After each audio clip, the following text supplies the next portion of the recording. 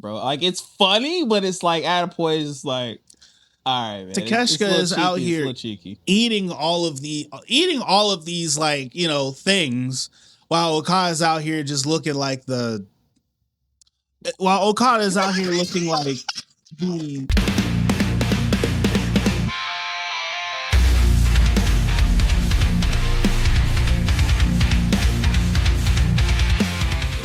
Welcome to another episode of the Big Brothers of Destruction podcast. It's the Masaku.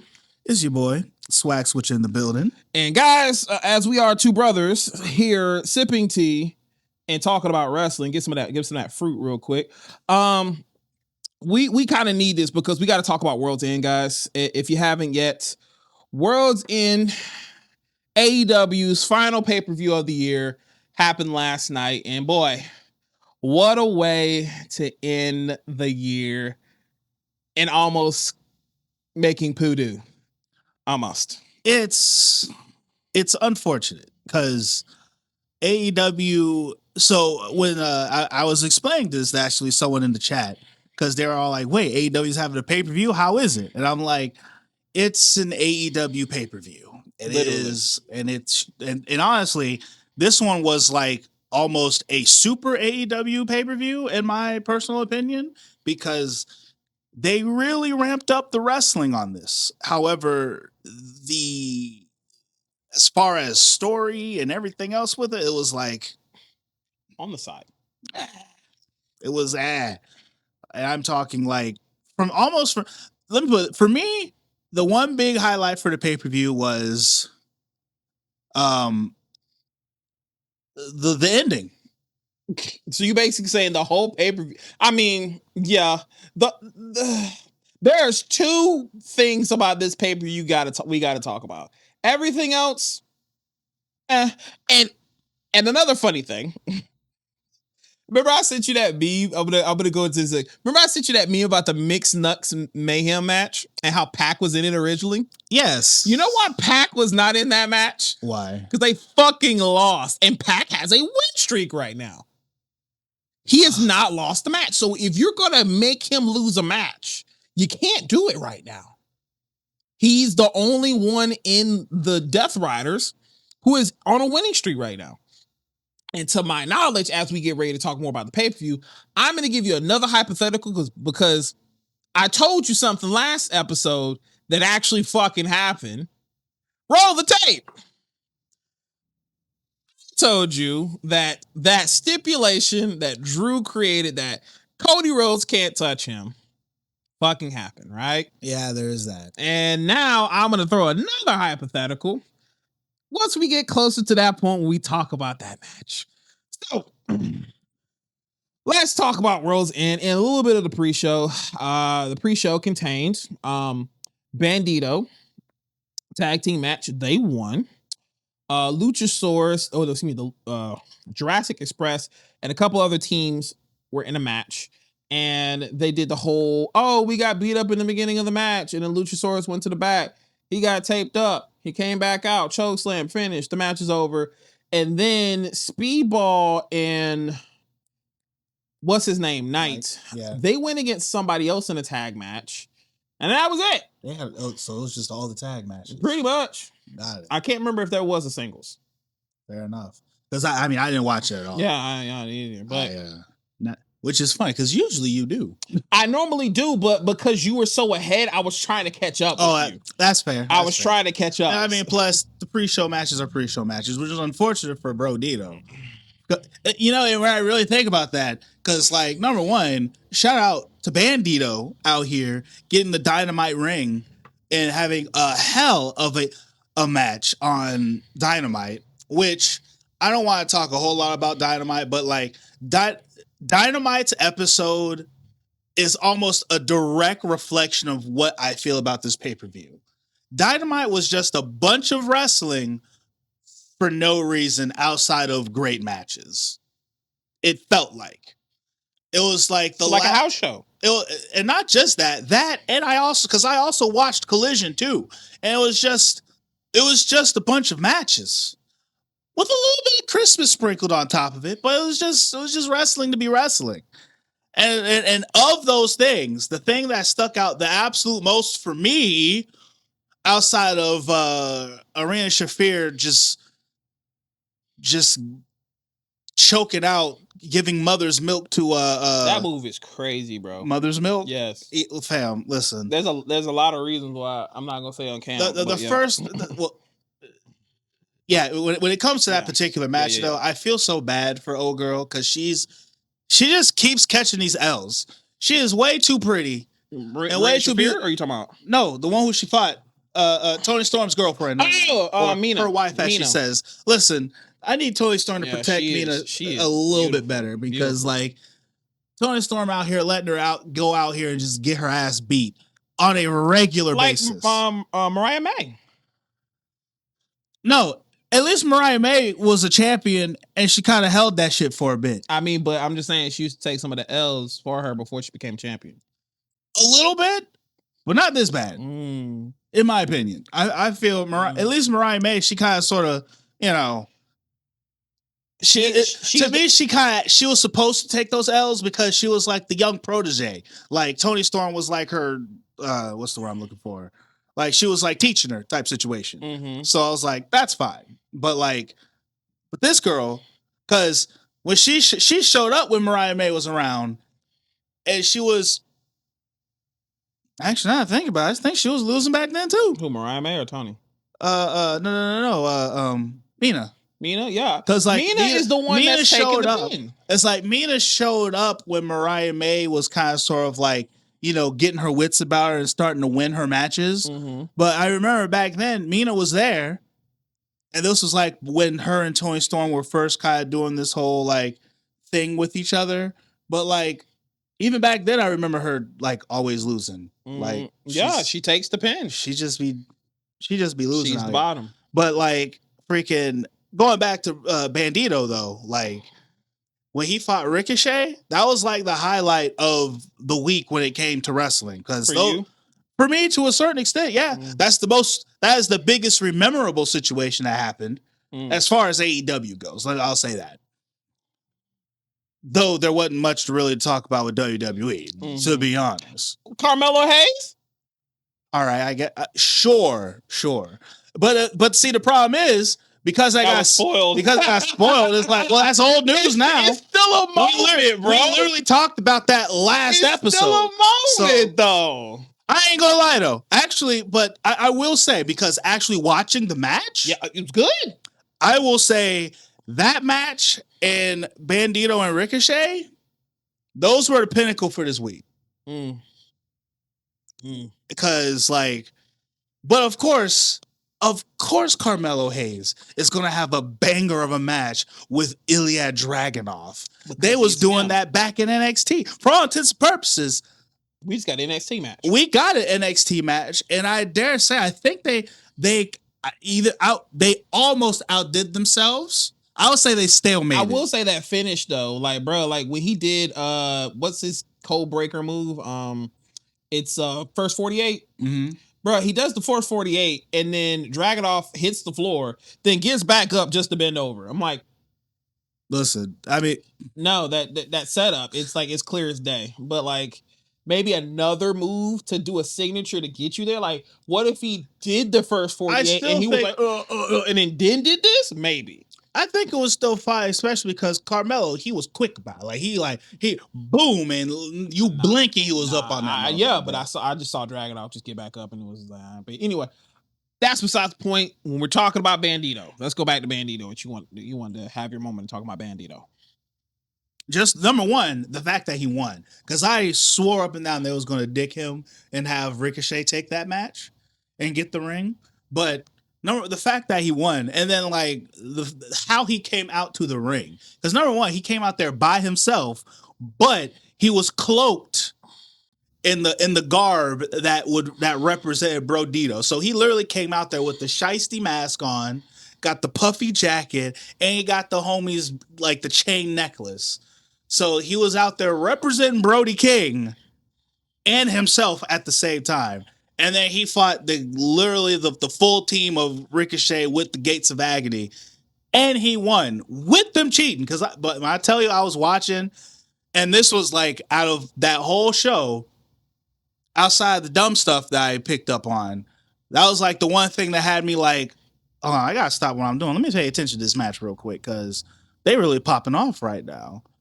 And of course, in the freaking in the most underdog way, Bandito comes out with that W. So now he's got a chance to go after the heavyweight title, which is kind of unfortunate right now, considering who the champion is right now. Who just won? And they actually had a feud. They had a feud in ROH. Did they really? Yeah, remember a while back, MJF, I believe, was trying to unmask him. No, he unmasked his brother. He unmasked Bandito's brother. They do got they have a feud for that. They have an opportunity of creating a story with that now. That's almost Triple H-esque of long storytelling, as he likes to say. Hopefully, don't give them the credit now. Even though it's potential. Even though they're apparently the company of the year, but we'll get into that later. We're not going to talk about Monet being female wrestler. Oh, we're going to get into all to that. We're going to get into all of that. But as we look into World's End, let's talk about the matches we have here. We have the semifinals for the Continental Classic, Takeshita versus Okada. And they have been building up this feud between these two for so long to make us think, man, when they finally get in the ring, it's going to be a barn burner. It's going to be a slobber knocker. It's going to be everything we would want a New Japan looking match would be. And it was undercooked. It was everything you would not want it to be. It was so slow. There was no intensity. But that's what this whole thing has been. It's like they're trying to cook a pot roast, but but they started cooking it and they're cooking it on low so that it'll take 5 days to cook for some reason. I have a feeling that these are two men from Japan who say, hey, if we're gonna do this match, we're going to do it the way we need to do it in our home country. I don't feel like we're going to get that match that we're looking for in an AEW ring. It will have to be in a New Japan ring. I only feel it. I don't think so. I mean, I can see why Okada's a very prideful man of his country, and I believe... I mean, yeah, Okada sure is, since he is New Japan coded, and Takeshita is their New Japan champion. Who will lose the belt at Wrestle Kingdom? Okada's, but it's like, if he does, then it's like, there would be no reason for them to have that match in New Japan. And that's why I feel like they're not going to give us that match unless... And especially considering the fact, now, there's a part of me that feels that maybe Takeshita might come out there and interfere in the match against him and the Ace. Yeah. Which will maybe further fan the flames because this has been a smoldering burn of a rivalry that they've been having. And what's killing me is I felt like I should have been more excited for this match than what I was. But I ended up I almost ended up not caring. Now I didn't once I saw how slow it was. Well, I feel like as far as the way that they were fighting in the match was fine for me, but it's just the fact of the story and the meaning behind this match being the fact that, Okada is taking Takeshita's shine and Okada is being very overtly blunt about him and about disrespecting Takeshita and all this other stuff. And they keep having these moments and they're all like, Takeshita, hold on, we need to be nice to Okada, shake his hand. And then Takeshita, against his will, is like, fine, I'll be the better man, shake a hand. And Okada and all this, bitch, all this stuff that's been going on. And it's like, Takeshita, I don't know why that gets over, bro. It's funny, but it's at a point, it's like, all right, man. Takeshita is out here eating all of these things, while Okada's out here just looking like the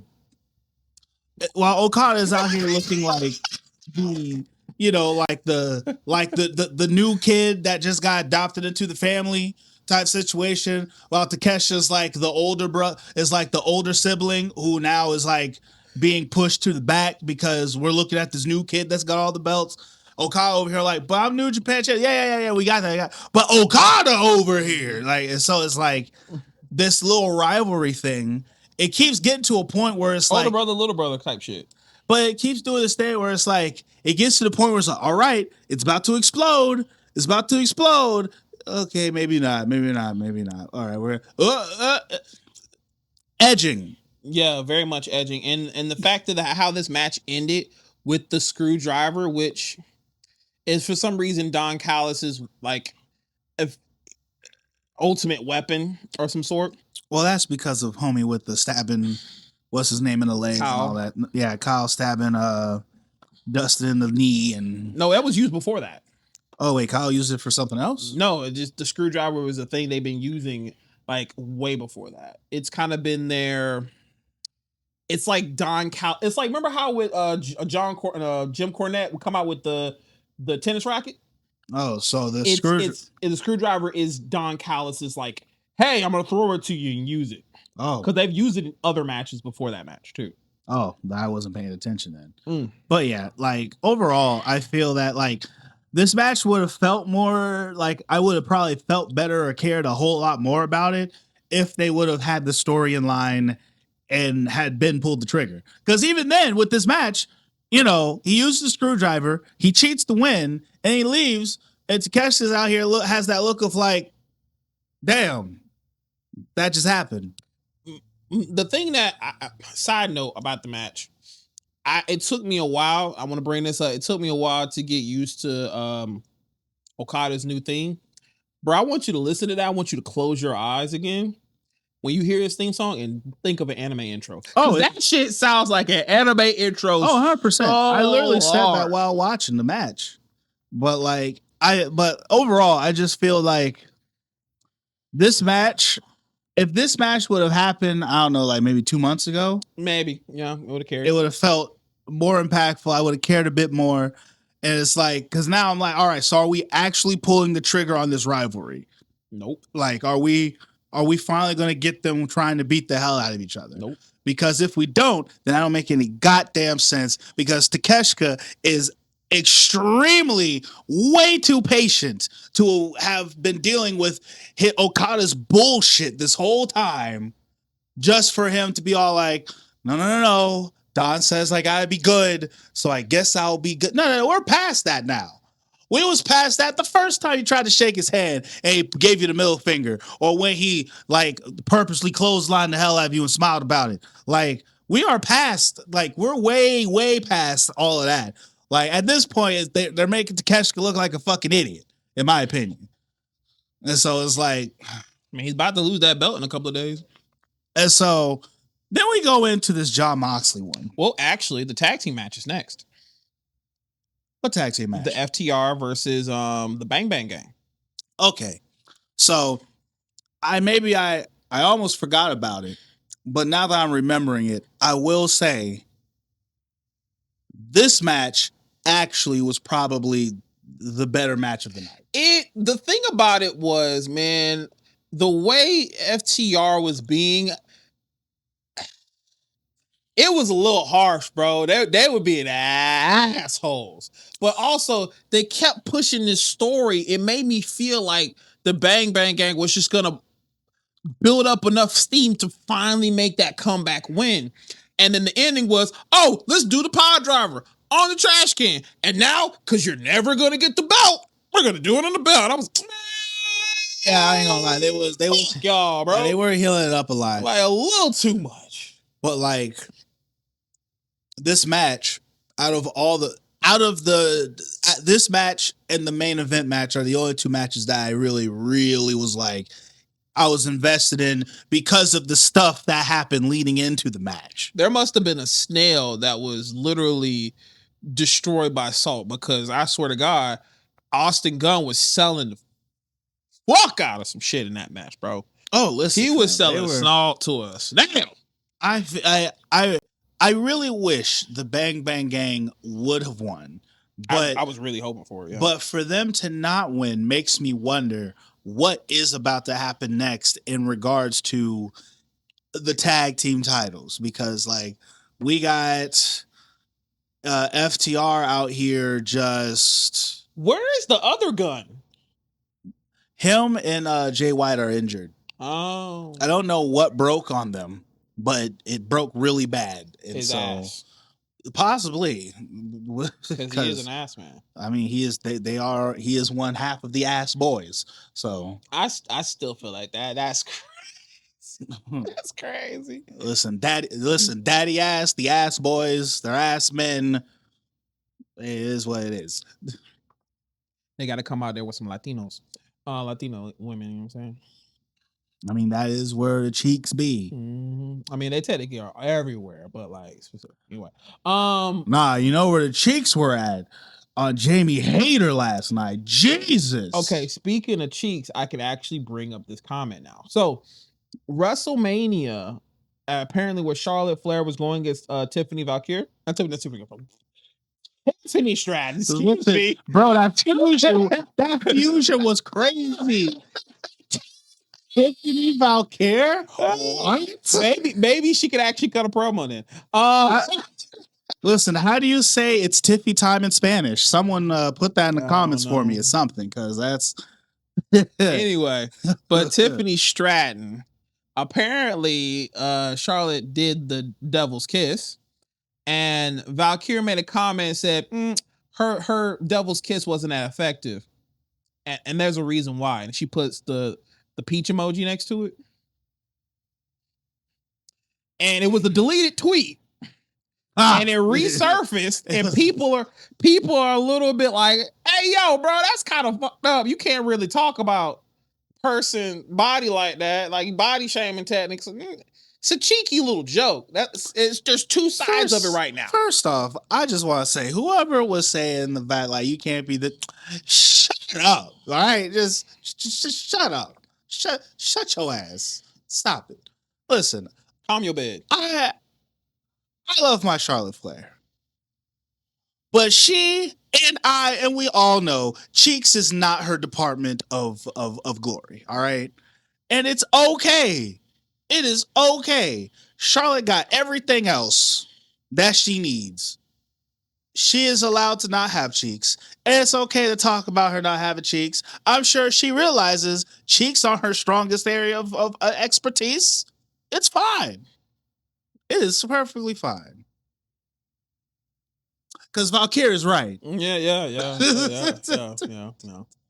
That's it was fun. It was an interesting segue of bringing it up. But yeah, like I was watching WrestleMania and they brought it up that tweet surfaced and people were like mixed bag of like, this is a cheeky joke. You can't body shame. So see y'all some be like back in my day, you know. Yeah. Anyway, talking about the Ass Boys, or technically Bang Bang Gang, they had a really great effort. It was good storytelling. It was just the finish the finish was the proper heel finish. It was just, man, you had to do that to him, bro. Like, listen, you already won, man. There is anything that they are making sure, especially with Stokely at their side, he missed that spot. Which one? The table spot. Oh, the way that he outside the ring with the dive and bro, that looked like it hurt. That looked like it hurt, bro. Boy, that shit hurt. That shit hurt me. But overall, I honestly, you know what? And the reason why I forgot is because I was so mad and disgusted about what Jon Moxley's match, or just Jon Moxley in general. Because I have a whole thing I need to get off my chest. We're going to both talk about it when we get to it, yeah. And so, but like, it's because of that, it literally sucked all of the interest that, because I was really watching that match, the tag team match. Mm-hmm. And I was looking forward to it because I really liked how like they made me think that the Bang Bang Gang was really about to get this shit. I really thought that shit, bro. I really felt that in my spirit, bro. And so it's like, as a fan, I hate it. All right. They literally popped the balloon like, Donkey Kong. And it was like,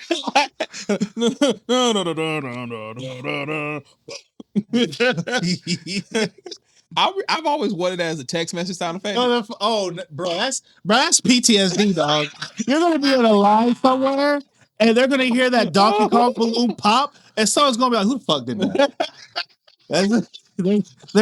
That is a PTSD causing sound effect. I can't bro. find it anywhere. Trust me, if I could, bro, it'd be everywhere on my phone. I love that sound.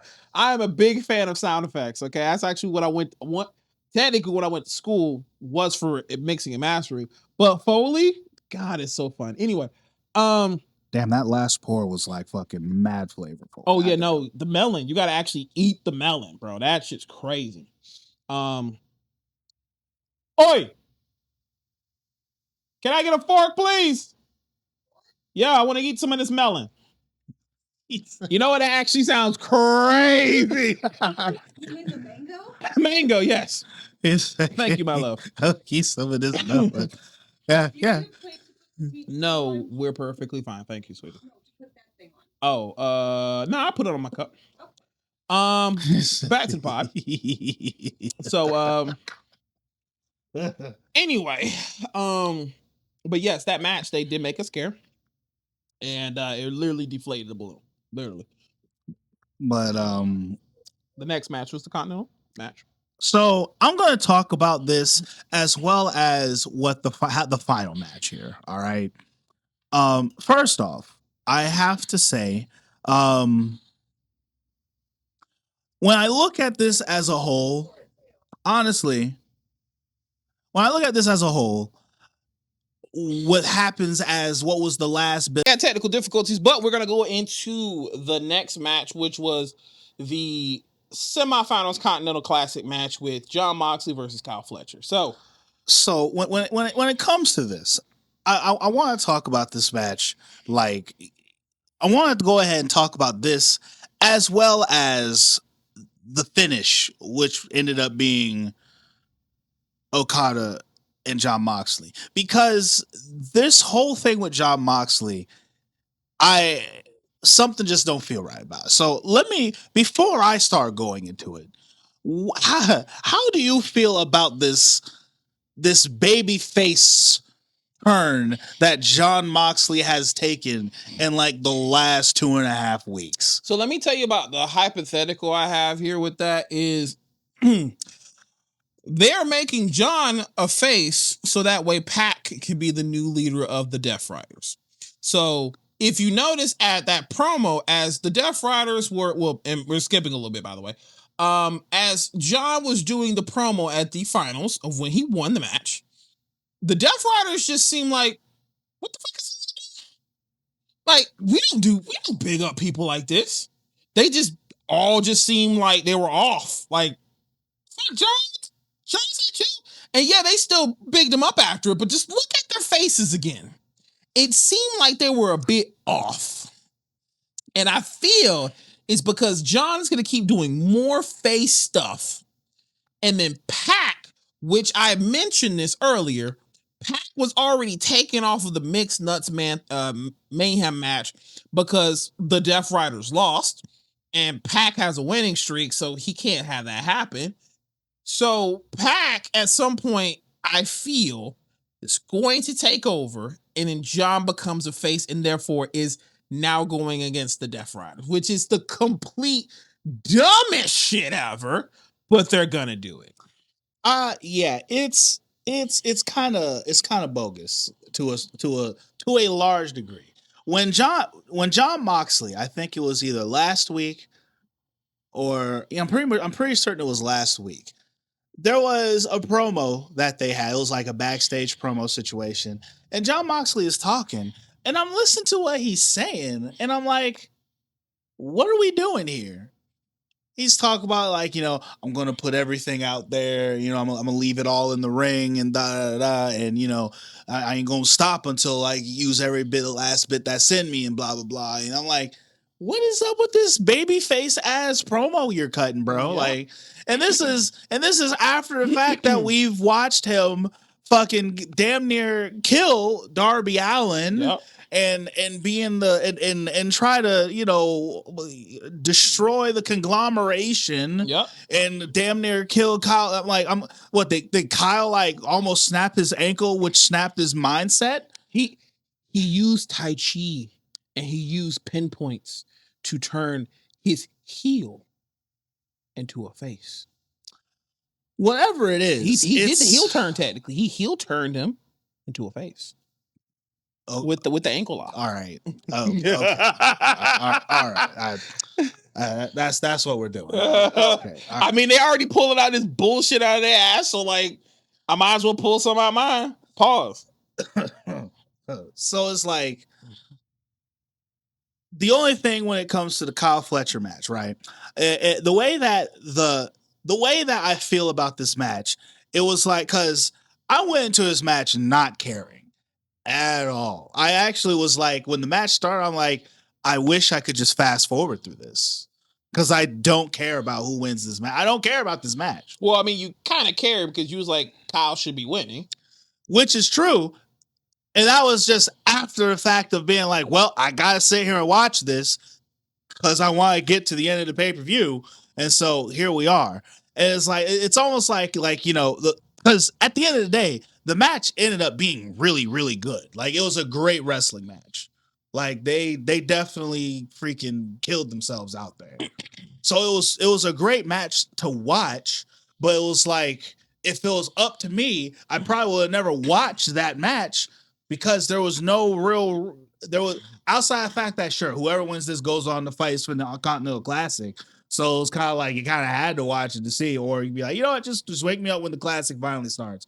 But it was like, it was like almost like, you know, being forced to go somewhere that you didn't want to go, and then being upset about it the whole time. But the longer you're at this place that you ended up going to, the more you're like, you know what, this place actually isn't that bad, kind of thing. And you almost wish that you could have accepted going there prior, instead of going there pissed off about being there and then slowly warming up to enjoying the place. That's how I felt about this match. I wish there was something about this match going into it that made me be like, oh boy, I cannot wait to see Kyle Fletcher take on Jon Moxley. There was none of that. There was nothing that made me be like, man, I can't wait to see this match. Instead, I was like, man, I can't wait for this match to be over. And the longer the match goes, all right, well, okay, this match is kind of interesting. All right, cool. And then the finish happened. Then it was like, Jon Moxley beats Kyle Fletcher? And he's going to fight Okada? What? And that's when I sent you a message in the chat. I was like, well, I mean, Moxley can take the pin. He's already been losing shit.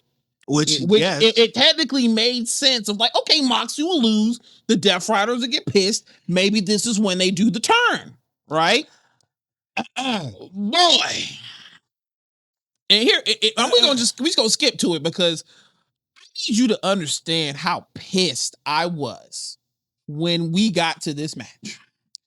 Fam, you know, commentary was already gargling this man's balls. Bro. Talking about, oh, he's the best tournament wrestler ever. He's never lost a tournament. This, and that. And talk about his strategy and everything. And, oh, yeah, he was strategic in that last match he was with Takeshita because he didn't burn out too much. But Jon Moxley, he gave it all. But now, all of a sudden,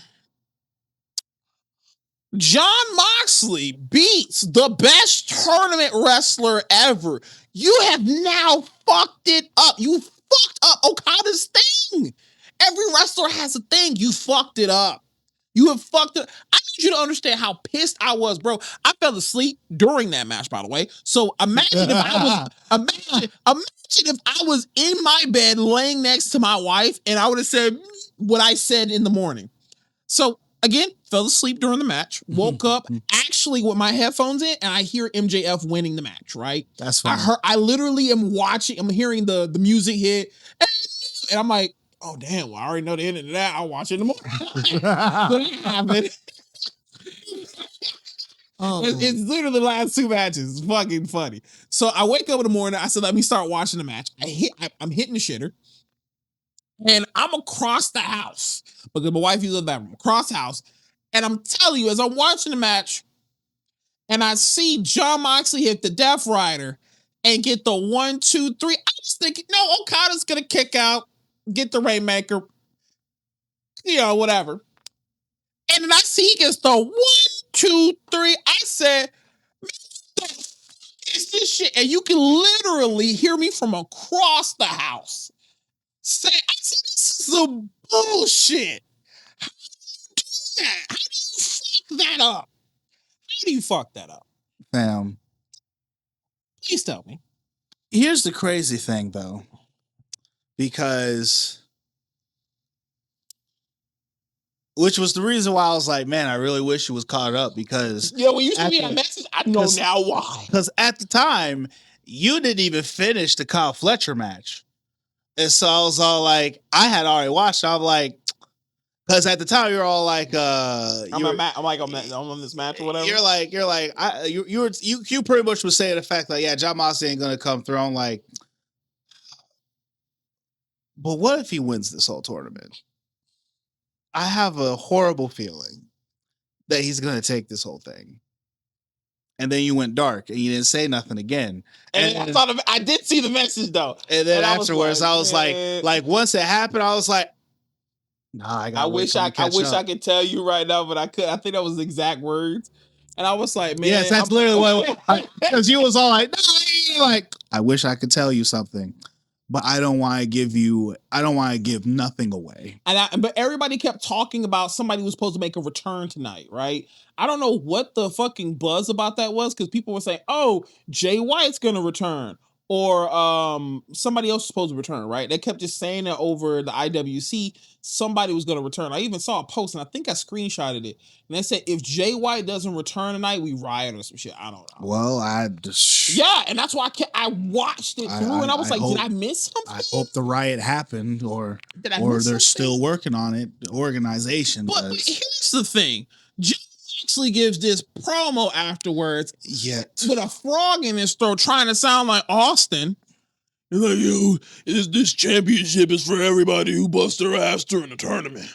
And, everybody that comes in here and busts their ass every day, this is a championship for everybody else. And you could, again, see the Death Rider. I want you to watch it again. Look at the Death Riders just kind of like almost stank face. See, I'm going to have to look back and see that part because I was just blinded by the words he was saying. Because, like, he's talking about, like, this title is for everybody who was part of this tournament.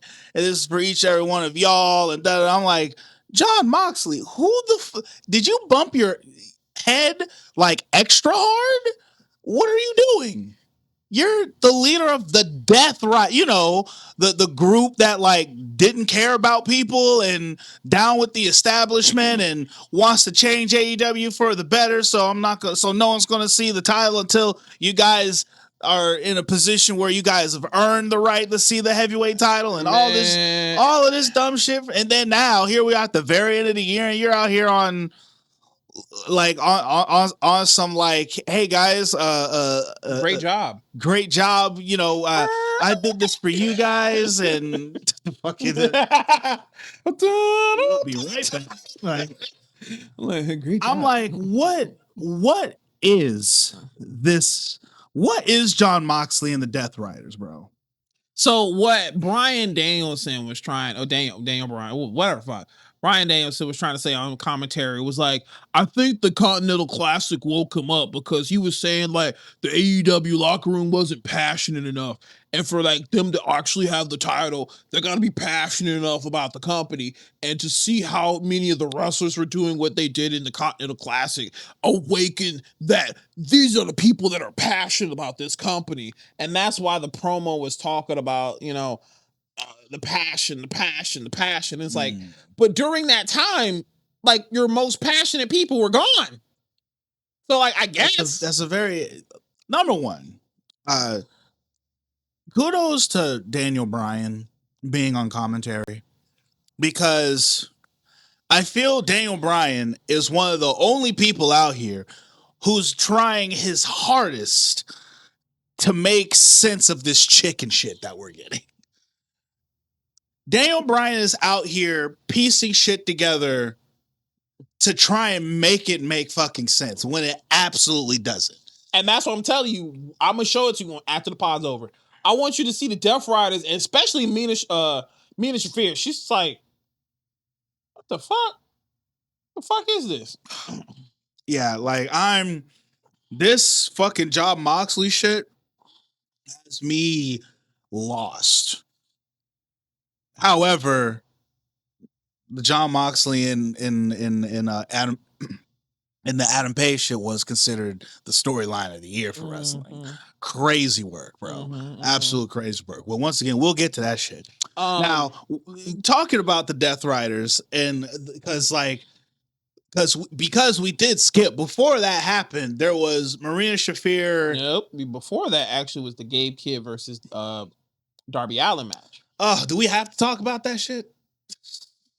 Two niggas try to kill each other. Okay, next. That's all it was. That's like, and plus, I was kind of pissed because I'm like, I've been seeing Gabe Kidd like actually like do good shit in New Japan to see this match, and I was just like, Gabe Kidd is practically practically babyface in New Japan, almost a main event jobber over there, but almost not. He's like, and for him to come back over here to deal with Darby Allin way late after the fact, by the way. Like, Darby Allin got already put through that what table. was it? That was like damn near a month ago. Yeah. That was like almost a month ago. Yeah. He's fucking, because we're in December now. Yes, that was legitimately a month ago at Survivor Series. And here's the thing. There's no, well, you mean Blood and Guts. Was Sorry. Blood and Guts? Yes, it was. Okay. Fuck me, right? Blood and Guts. But no, yeah, no, it's Blood and Guts. But here's the thing that really pisses me off too, because he's been in the World Tag League doing his own shit for the last couple of months. And then he wants to try and be like, hey, I ain't know you, Darby Allin, and honestly, I did like Darby's response. It was like, Gabe Kidd, I ain't got time for no fucking Gabe Kidd. Like, yeah. And then the whole jump session happens and blah, blah, blah. And it's like, you can easily tell this match was put together just so we can get Darby Allin on the fucking card. And we could also get these two people to bleed. Oh, that's right. They were our annual bleeding peoples, weren't they? Yeah, I mean, surprisingly, it wasn't Moxley. No, that's actually that's how the world ends. The world ends by Moxley not bleeding in a match. But like, yeah, that match happened. Who won? I don't even fucking. I think did Darby win? Yeah, Darby won by submit. No, he won by a quick pin. So he rolled him up, got the pin, and he that's got right. Yeah, okay, yeah, that's right. Yep. Took me a second because I was like, "There's no way you're getting a clean pin on Gabe Kidd." Yeah, you're not getting that. But it's like, not who cares? Like once again, I almost forgot that match happened. And I sat there and I was looking at that. Caged. Fucking theme song, bro. I can't stand that theme song. So it's like, yeah, that happens. And then there's also the fact that the mixed nuts match. Mayhem, yeah. Which it was a comedy match with some brutality in it. So yeah, that's really all it was. Yeah, it really was. I mean, because you had the spot with Orange Cassidy and Tony Storm, which I'm talking my ass is looking good that night. But listen, Tony Storm was great. I understand Hater. Yes, it was. But Jamie Hater, which maybe it's funny. I'm over here just talking about Jamie Hater's ass. It did not talk anything about the actual fucking match. Oh, we can talk about that. I think it's next. Which, but the thing is though, the match was just one of the gnarliest fucking spots though. Which spot are you talking about? That top rope. Whatever fucking is one of Chris Statlander's moves. It's almost like a Falcon Arrow, but it comes down. Oh yeah. That shit, I was actually legit like, I think she might have really landed on her head and fuck something up. But anyway, that was a spot. But it's one of those things where once again, which is like the theme of this pay-per-view, it's all like, oh, this match is on, all right. I don't care that much. Yeah, because I was like, like right now, it's man. I really wish they could give me a reason to care about Statlander, and it's hard. I love how she went back to her alien gimmick now. Like she just realized, bro, she doesn't anything else. Bro, she doesn't know what she wants to do. I mean, she's made it very clear that she's all over the place she's still discovering herself. She's learning her body right now. So it's like. I was gonna say something. Wow. She's finding herself like 8. Okay. Anyway, but like, Jamie Hayter, which goes to show, like I said, like the match was okay for me. Like I do think they did. If there was more, That match went longer than it should have. I could agree. I could definitely agree to that. Like it was a little too long. It did linger a bit. Yeah. But the ladies did do their thing. But like I was absolutely more interested in her cheeks than the most of the match that was going on. And even then, I'm okay with the way that it ended. Cause Statlander got that flat out straight. That tombstone was ass though. Like it wasn't her Saturday Night Fever. She did a tombstone where it was almost the esque of Undertaker doing it to Hulk Hogan because her knee was the only thing that touched the floor. I want you to watch it again. Oh, you're talking about the and that Saturday Night Fever. You got me, brother. It was like, bro, nothing touched except your knee, and you got it. And it was like a very flat finish. It wasn't like a 1, 2, 3. It was just 1, 2, 3, and we're out. I'm like, oh, okay.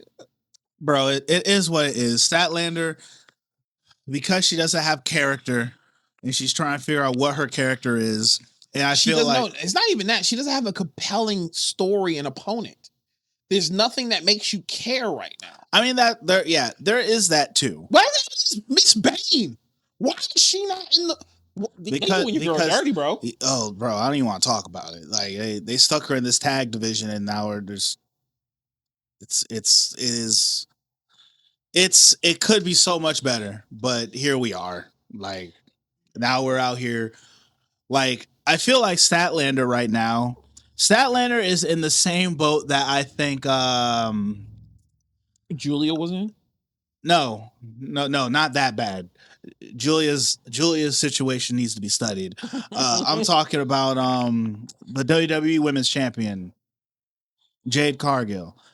I think that like Jade and her are in the same spot where they're too big for their britches. No, not even that. I mean, like they're two big girls, muscular girls who anybody in the division is tinier. No, it's not even that, bro. It's just the fact that like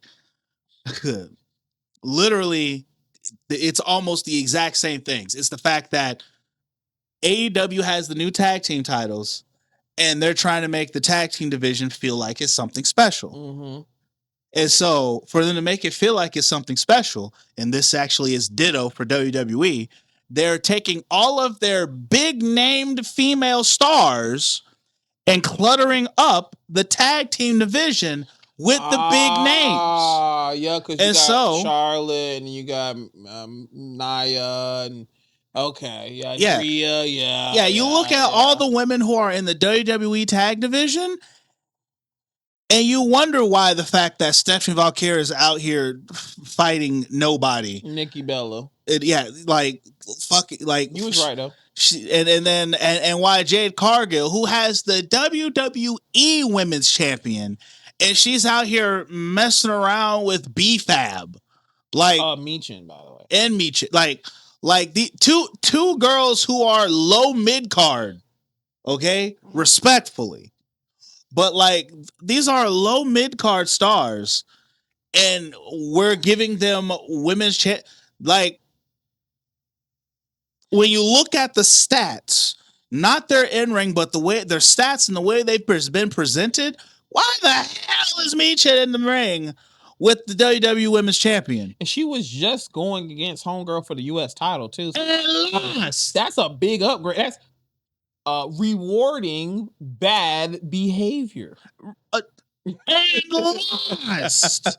You can't. So we look over here, and now at least Jamie Hayter's been on like a little bit of a tear. Well, no, I can't even say that because she was in that blood and guts match. That's it. She lost the blood and guts match. Yeah. So it's like that's because of Tony. But still, she was still on the losing end of that. Now, the only reason about the women's tag match. Oh no, I was going to talk about that. Okay, but there ain't much to talk about.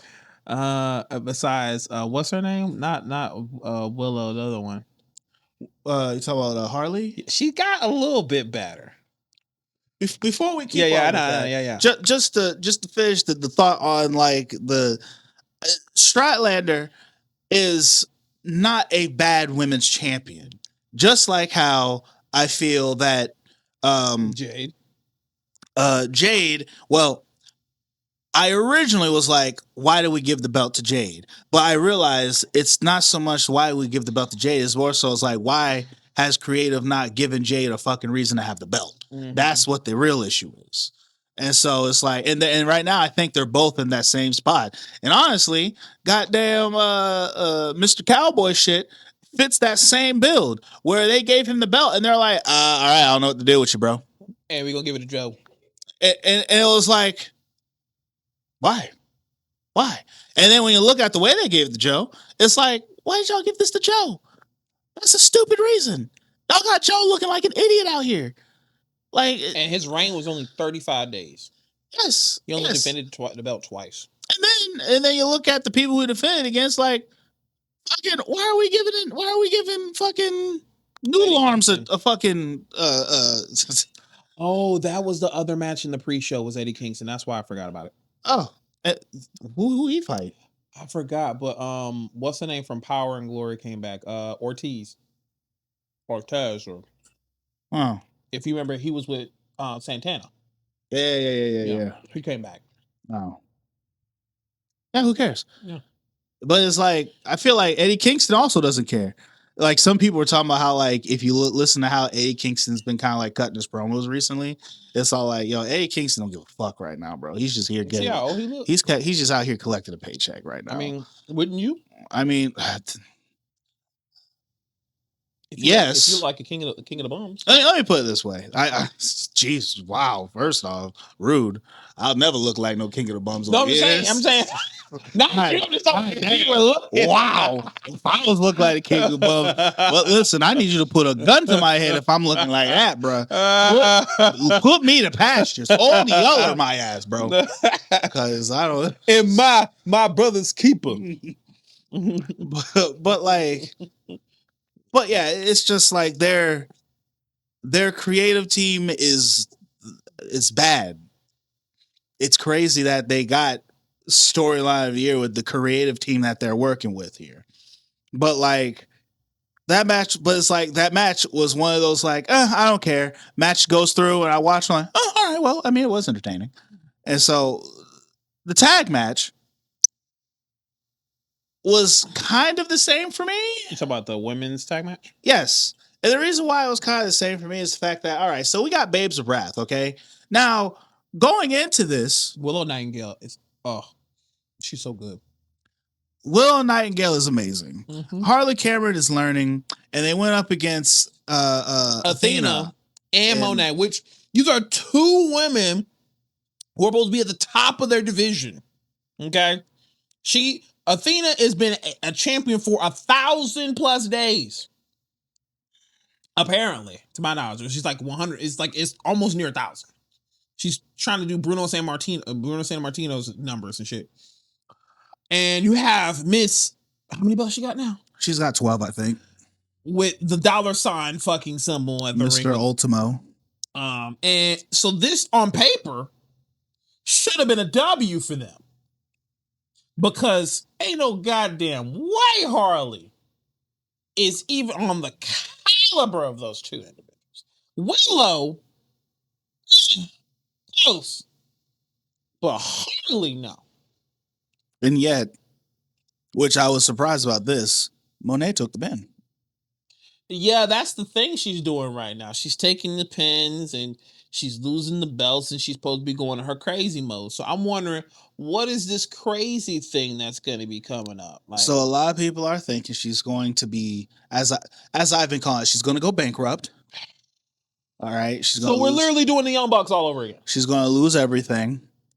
And once she finally loses everything, then and only then will she become the women's champion. And so, which I almost threw my microphone at this fucking at the camera, bro. I'm telling you that shit because I swear to God, that's where it's going. Are we doing a Happy Corbin with her ass? That's. I'm pretty certain that's where it's going, bro. It's weird though with how it does because it's like AEW does this weird booking where it's like You know, like watch AEW comes on this Wednesday, right? And like they have a match. Like she's gonna have a match and she's gonna beat them. She's gonna dog walk somebody at her next match. And so it's like it makes it in my mind, story wise, it's weird when you have someone like, for instance, like Jon Moxley. He'll go and he'll have like a big match and he'll lose, but then he'll come on Dynamite and get his win back. I'm just like, Make it make sense. All right, I guess It's like, rubber booking. Rubber booking. It's GMO. Can we make real life GMO? Because like I feel like motherfuckers need to get these ratings and get yelled at and get fired. Because can you get fired if you do bad ratings?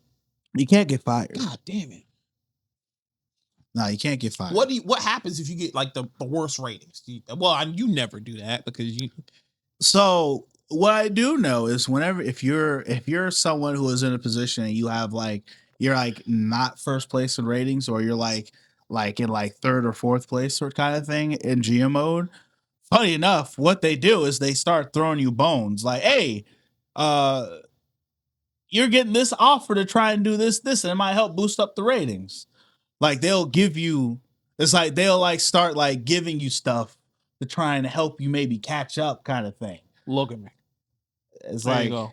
you know, they start like there's one thing they'll do, like they'll be like, hey, you know, what's one of the offers that they'll be like, they're like, hey, we got insert a legend. Like I think like the last time I was playing, it's like, hey, I got Andre the Giant who just came into town and I want you to go ahead and use him for your show. He might help boost your ratings up a little bit as like a quick guess. Mhm. And literally you can get like they'll give you a boost in ratings.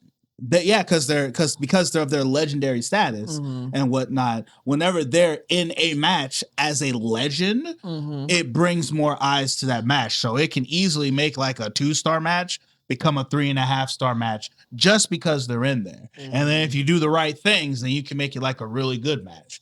And so like when I did that, I had him in the main event.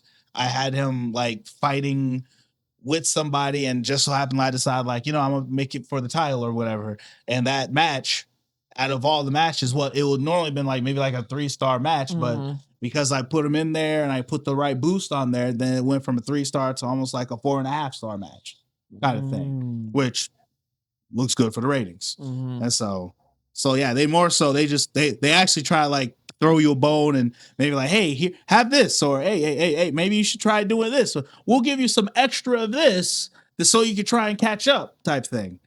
And so that's how that ends up working. So they don't fire you. They be throwing you bones. Yeah, they be throwing you bones. Man, fuck that shit. Anyway, fire the nigga. Or do something, bro. Like, I mean, you can't because he technically owns that shit. But anyway, so yes, the tag team match with the ladies. Again, the way it ends, I didn't expect. It's like you want them to win the belt, but then you don't want them to win the belt because it's I don't think the match should have happened. No, that part for sure. Especially considering the fact that those two, now, granted, those two, they were in the original tournament, okay? They were in the original tournament. Early. Yes, because if I'm not mistaken, who did they lose to? Did they lose to Tony? I think it was Tony Storm and them. Tony Storm and Anyway, all right, you know what? That's just pissing me off even more. You are out the tournament early, then you get a title shot? Make it make sense. We talked about the Darby Allin match, and we talked about that match. We talked about the Chris Statlander match. I think it's finally time. Well, just because the only one we mentioned it real quick, and that was the conglomeration versus the Mixed Nuts Mayhem. Yeah, that Mixed Nuts Mayhem match. Was there anything specific you want to talk about besides the Mixed Nuts that was in there? I mean, the outlandish name and the fact that they took Pac out of it, rightfully so. And it's funny because you talk about Pac. Pac wasn't there at all. Nope. He didn't come out there when Moxley was cutting his John Cena babyface promo. And I'm gonna tell you, it's gonna add on to that. Watch. That's what I hope so. So we could get some shit going. Because like out of everything that happened tonight, the only thing is the fact like okay, when what's her name? When the tag teams beat the other girls, like Monet, she's kind of sort of on this downward spiral, losing her shit, screaming and throwing stuff in her locker room, and she's like everything's okay type situation. She's pulling a Bailey. And so not. What do you mean? With the evil, you know how she be flipping and shit, and she be acting up. No. She's pulling. She. It's not a Bailey. I'm just talking about with the flipping of the attitudes. You know how Bailey would go off the radars. And no, shit. I know what you're saying, but what Monet is doing. She is behind closed doors. She's losing her shit, but to the public, she's trying to pose like everything's fine. I'm still me. I'm still the best. Da, da, da, da. Even though like cracks are showing, and she's like doing one of those type situations. Like that's where she's at right now. But like, yeah, no, like I mean, the conglomeration match was fun, but yeah, there was nothing to talk about. There you really is. Circle back. Like I wanted to, but as I'm thinking about, like, yeah, no. It was a fucking match. I mean, there was some interesting spots with like Orange Cassidy and Mina. With the whole hands in the pocket thing. That was interesting. Then Orange Cassidy and Tony Storm dancing. Interesting, of course. And then the froggy bow, and then everybody doing their finisher on everybody, and then the driller match over. That's what it was. It was just mixed nuts, and it was sponsored by a mixed nuts product, which is crazy. That was actually, I think, one of the weirdest things about that match was the fact that like when they were introducing the match, they also in the introduction brought up the fact that this match is brought to you by da da da da. I'm like, that's new. I mean, they pulling the WWE by making matches named after fucking products. Yes, but at least whenever they name the matches after the product, they don't go out of their way to be all like, by the way, I don't know, man. They did that shit for fucking Cinnamon Toast Crunch. So I would say like the way like the announcer doesn't do that. Usually the Mountain Dew one. Who did the Mountain Dew? The Mountain Dew with Braid Wyatt and fucking LA Knight. Oh, I wasn't watching wrestling during that. I missed that shit. When we first saw fucking Uncle Howdy. I was not watching wrestling during that time. Bro, I stopped watching wrestling. I went on a wrestling hiatus literally in between 2022. Actually, it stretched a little farther than that. I stopped wrestling. I wasn't watching wrestling from like 2021 to 2023. God damn. Yeah, when I say I stopped, I stopped. You didn't even watch the pay-per-views? Nothing, bro. Bro, that's like tradition, bro. Like no matter what, you watch the pay-per-view. Bro, I can easily say like Roman Reigns, like I missed all of Roman Reigns' run. With the whole the bloodline? Yeah, I missed all of Bloodline. Everything, even the Jey Uso turn and all that shit. I started watching wrestling leading up to when Cody Rhodes won the title. So the second WrestleMania? Yes. Okay, that's crazy. Yeah, bro. I literally stopped watching. Right. I literally stopped watching. Like I kind of sort of would like peep in with what's been going on. I'll see clips, and like during that time, I probably may have watched like 5 episodes. So you telling me you missed 3 Manias, my nigga? Yes, I did not watch. I did not watch the WrestleMania where Cody Rhodes lost. Nigga, what was you doing on those days? Nothing. I just wasn't watching. I just interesting. That period of time is probably the first. That is a dark one. That's probably the first time in a long time where I completely fell out of like with wrestling. That's actually that I think I've never fallen out of like of wrestling before, but that particular time frame, oh yeah, bro. I hard stopped watching wrestling. It's interesting because that was the kind of what happened with me when I was staying with my dad. There was a point where I could not watch wrestling for like 3 years. But see, you weren't allowed to watch. Yeah, I know. And so I just didn't watch. For those who are not aware, I had a parent who did not like me playing. She allowed me to play wrestling games, but I could not watch wrestling. Which is a weird thing. Like, Yep. All right. But yeah, so it was like those times were those times I missed. Okay. Well, let's talk about something that didn't miss. The final match. I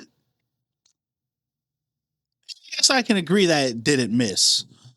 Because like when I look at everything that we've been given, number one, hell yeah, the Swerve coming out there with the Green Lantern get up. Yeah, I knew your ass was on that shit, man. I knew that shit was dope. Nigga, I knew that. Yeah. But then again, like literally, Swerve Strickland is like Earth 7 me. So yeah, literally, I was like, this is literally swag. Like everything that Swerve is doing, everything that Swerve Strickland does, I'm like, that's you. That's you. That's you. Yeah. Like the Static Shock, goddamn. Like I'm like, bro, like you you're just taking all my shit, bro. Yeah, like, you couldn't. You if you can't wrestling, you can't do shit now, bro. Honestly, you gonna get Swerve comparisons. Yeah, people are gonna compare me to Swerve. I mean, they already have. Listen, my son, okay, was watching wrestling once. And even now he'll still say it, but it was all like he told my mom, he's like, Mom, it's like Grandma Gail, is that Daddy? It's like, no, that's not your dad. It's like he looks like Daddy. And then he even told me, he was like, Dad, I thought I saw someone who looked like you on TV. I'm like, on wrestling. I'm like, oh, it must have been Swerve, huh? Most dangerous. Most dangerous. Is you doing that? What is no? Here's the thing. The reason why I did is because it connects to him, but I'm still not a fan of it. Only reason why I liked the first theme was because even though his freestyle was garbage, it really was. It was him rapping it, and in the new one, it's nothing of him at all in it. He's not. I thought he rapped in this No. You look it up. It's not him. It's Raekwon from Wu-Tang. Yeah. And another dude. And that's why I was like, okay, if he raps it, cool. He said he collabed with him. I don't the second verse does not sound like Swerve. He don't rap like that. I know he don't rap like that. I'll have to look. Pull it up on Spotify. You can pull it up on Spotify right now. I'm pretty certain that is him though. But if it is, the second, it's only 2 verses. Oh. So unless he changed his rap name. Okay. Maybe I'm just saying, when I pulled it up on Spotify, it didn't say Swerve on it. Okay, fair enough. So that's why I was like, okay. But anyway, we'll get to that. I'll show them afterwards. But I need to understand, because I understand when they go into every match, you have a conversation, you have a negotiation on what is allowed in the match. I need to know the conversation that any wrestler has with MJF where he says, all right, so I'm going to do the dick in your face spot. You cool with that? you cool with that, right? I'm just going to chuck my dick in your face. I want to know what the conversation with the other gentleman is where he says, yeah, I'll take the spot. It's a good question. Because Swerve took it. Like, Swerve. This nigga dropping mics. I'm like, Swerve.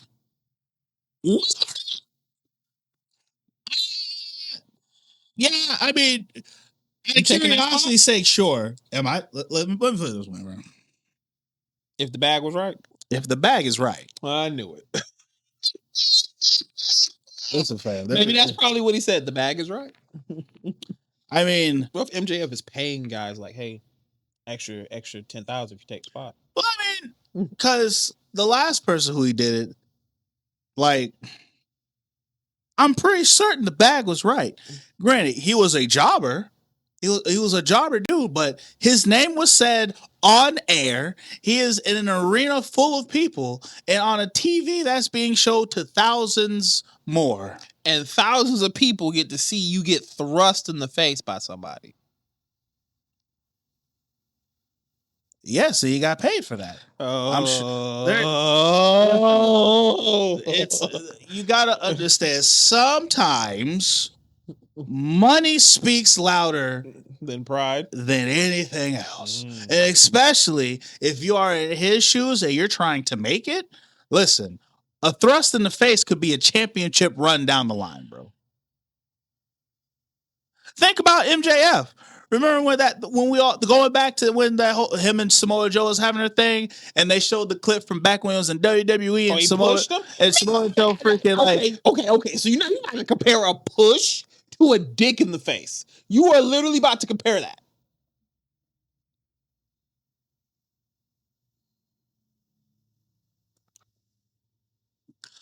there are Braun Strowman when he used to come out there with Adam Rose and the Rosebuds. Okay. Doing all that goofy ass dancing, dressed up all stupid. You can say whatever you want to, Swag. There is goofy shit, dick to the face. Hey, listen. How much they paying you? Man. That's like that fucking meme where dudes be like, yo, and I mean, do what you got to do. But they be like, yo, man, it's $100,000 per back shot. But like, nigga, you gonna have to get that nigga out of me. You have to pull him out of me. Listen, fam. There are certain things that people have to do to secure the bag. And sometimes you can double the money and make it stack, depending on how you run things. It is what it is. And I mean, you know what? That's another thing. I'm gonna tell you about this after the pod. About you remember the song I'm gonna buy you a drink? Yes. I'm gonna tell you about it afterwards. That stack thing, you just remind me of something. But continue on. But I mean, a spot's a spot, fam. It is. It's just funny as hell. And it's just one of those like, I know the conversation had to be had. What is the conversation? So who am I slapping my dick on in this match? Swerve. I'll take spot. See, there's also a certain way that you say it, and the way that you're and the way that you're saying it, yeah, no one's going to do that shit. Because it's just that's why I say I want to know what the conversation is. Because how does that conversation happen? Because Anyway, I mean, I can't even think who was the other. Because I know the last time I saw he did to the one dude, and he's only done it like to maybe like 2 other people. He's done it like 4 times. But it's like, but who are the people who he did to before? No name. Because I'm pretty certain the last time that he did it, the person who he did to last time beat him. I mean, look. Now, Grant, once again, the person who he did it to prior, it's a jobber. You know, like you do whatever you want to do to jobbers, kind of thing. Yeah, back in the day, you used to do some horrendous shit to jobbers. Yeah, they was legitimately beating the shit at jobbers because killing them niggas because they're just there for the night to collect a quick paycheck and get a little on screen time. Man, I couldn't do that nowadays. Anyway, besides that spot, I felt this match on paper was a little bit of an overkill. Overkill. Yeah, man, you got Swerve, Hangman, Joe, MJF. That is a stacked match. Yes. Two of the individuals are on the same team. Kind of. No, and motherfuckers, they teaming up. They're on the same page. To a certain degree, yes. Because they found a new respect for each other. So here's my take on it, right? When it comes to this match. Because I don't think it was overkill. As a matter of fact, I think it's exactly what AEW fucking needed. All right? Because going into this match, until MJF put himself into this match, who gave a fuck? Who cares? We've actually seen this exact match, once before. Yeah.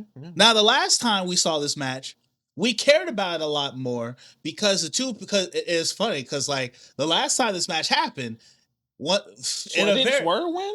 So in the similar fashion, I think he did, if I'm not mistaken. But in that similar fashion, right? The last time this match happened, right?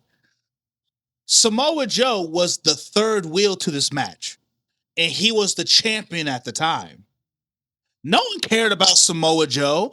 Everyone was focused on the feud between Swerve Yes. and Hangman. Yes. That's the only thing that anyone cared about. Those two were constantly going at each other and at each other's throats before it and during it. And then every time Samoa Joe will be like, "Hey, I'm the champ.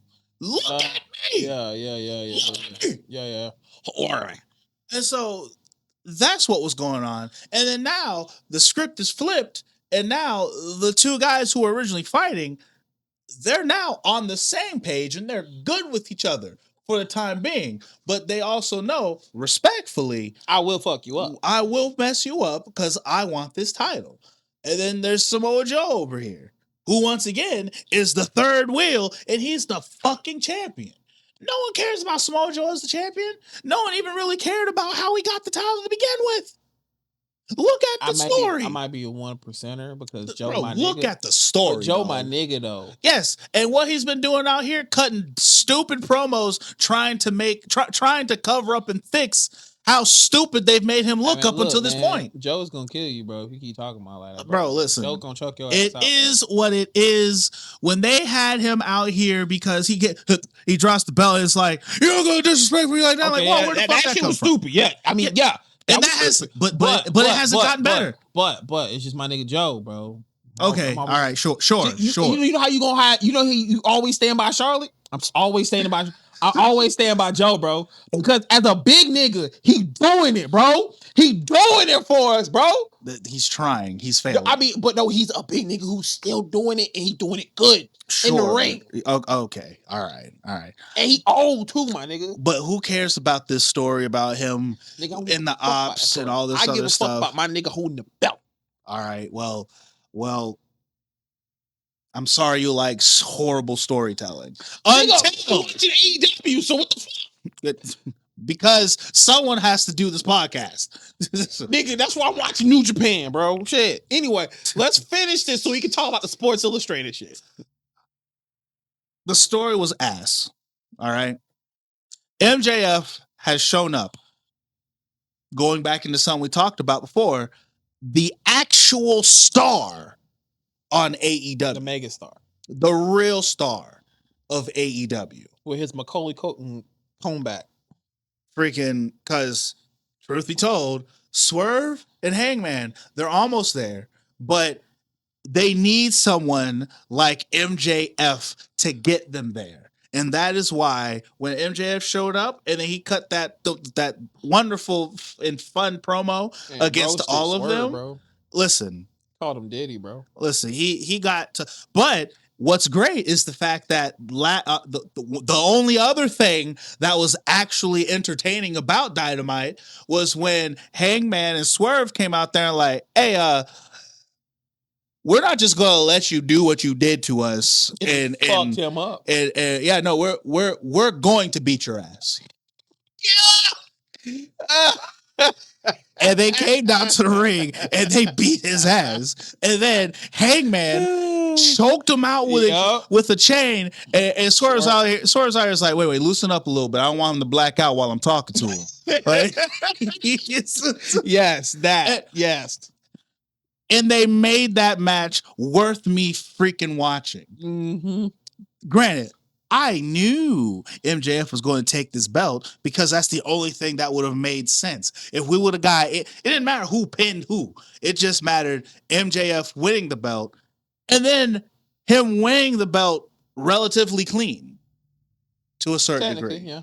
No, he won it in an MJ clean way. Exactly. And so it's like they are getting ready to hopefully start building some shit. And because MJF has got this new mindset. He's no longer the shit-eating heel. It looks like he's the devil again. They're making him be that horrible heel that you hate, but when he's in the ring, it's hard to beat him type situation, which is what they need right now. He outsmarts you every time, yeah. Which is what they need right now. He's like Hunter, but like I don't know. Like Eddie Guerrero Hunter. Because he's the heel you hate, but he be doing some like cheat steal type shit. Nah, I can't get down with that. Like I'm not honest with you. completely though. Like you know what I'm saying? He always has a no. He's Hunter and Seth Rollins, which technically Seth Rollins is trying to be Hunter because he always has a plan, kind of, and that's a Seth Rollins thing. A little bit. Like, I mean, sure, but like he's not Seth Rollins. He's not. I'm just saying he's like I mean, he's like okay. He's like this. It's Hunter, Seth, MJF. Well, see, that's the problem. I mean, if you're putting it in a line of like comparing them, sure. But the thing is, and that's the part that I'm like, why I'm big on MJF is the fact that MJF is a one of a kind. Like, you can't, no one's doing it like MJF. No one has done it like MJF. You know what I'm saying? Like, sure. Like the problem with comparing the Triple H is the fact that Triple H has, at the end of the day, he has a savage, vicious side to him, kind of thing, right? In the ring wise, yes, like, you know, his sledgehammer, like, you know, that whole like I will cripple you type thing, like, but MJF, he's not that kind of a person. If anything, he is more of, he's like if you took the idea of the $1 Million Man and made him even more evil and used his money for worse. Like before he left, when he went to Ricochet and his boys, he's all, hey, listen, I don't like you at all, but I got a proposition for you, and we might be able to handle somebody that we both don't like. Let's do some business. And then later on that night, he gets the Gates of Agony and Ricochet to find that was the best shit though. To find homie and be like, all right, hey, listen, so hey man, I know you like this guy and he's a friend of yours. How about you give me the match or I'm gonna set him on fire? All right, and give it to me right now. And then he goes through the process and it's like, fine, you got the match. I'm like, good. Because I thought I was gonna have to set this man on fire today. All right, well, but that's the thing. Okay, Triple H never done. Triple H wouldn't do that kind of shit. He would do it with his own hands though. Exactly. Okay. Yeah. MJF, he's different from that piece. Yeah. And it's like with the Seth Rollins thing, like I can kind of agree with you, the whole idea of him always having a plan type thing, or, you know, trying to be a couple of steps ahead of someone, but like it's their personalities are too different. Yeah.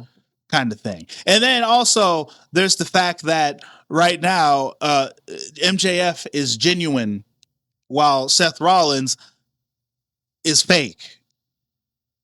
His facade, what he's doing, that's not really him.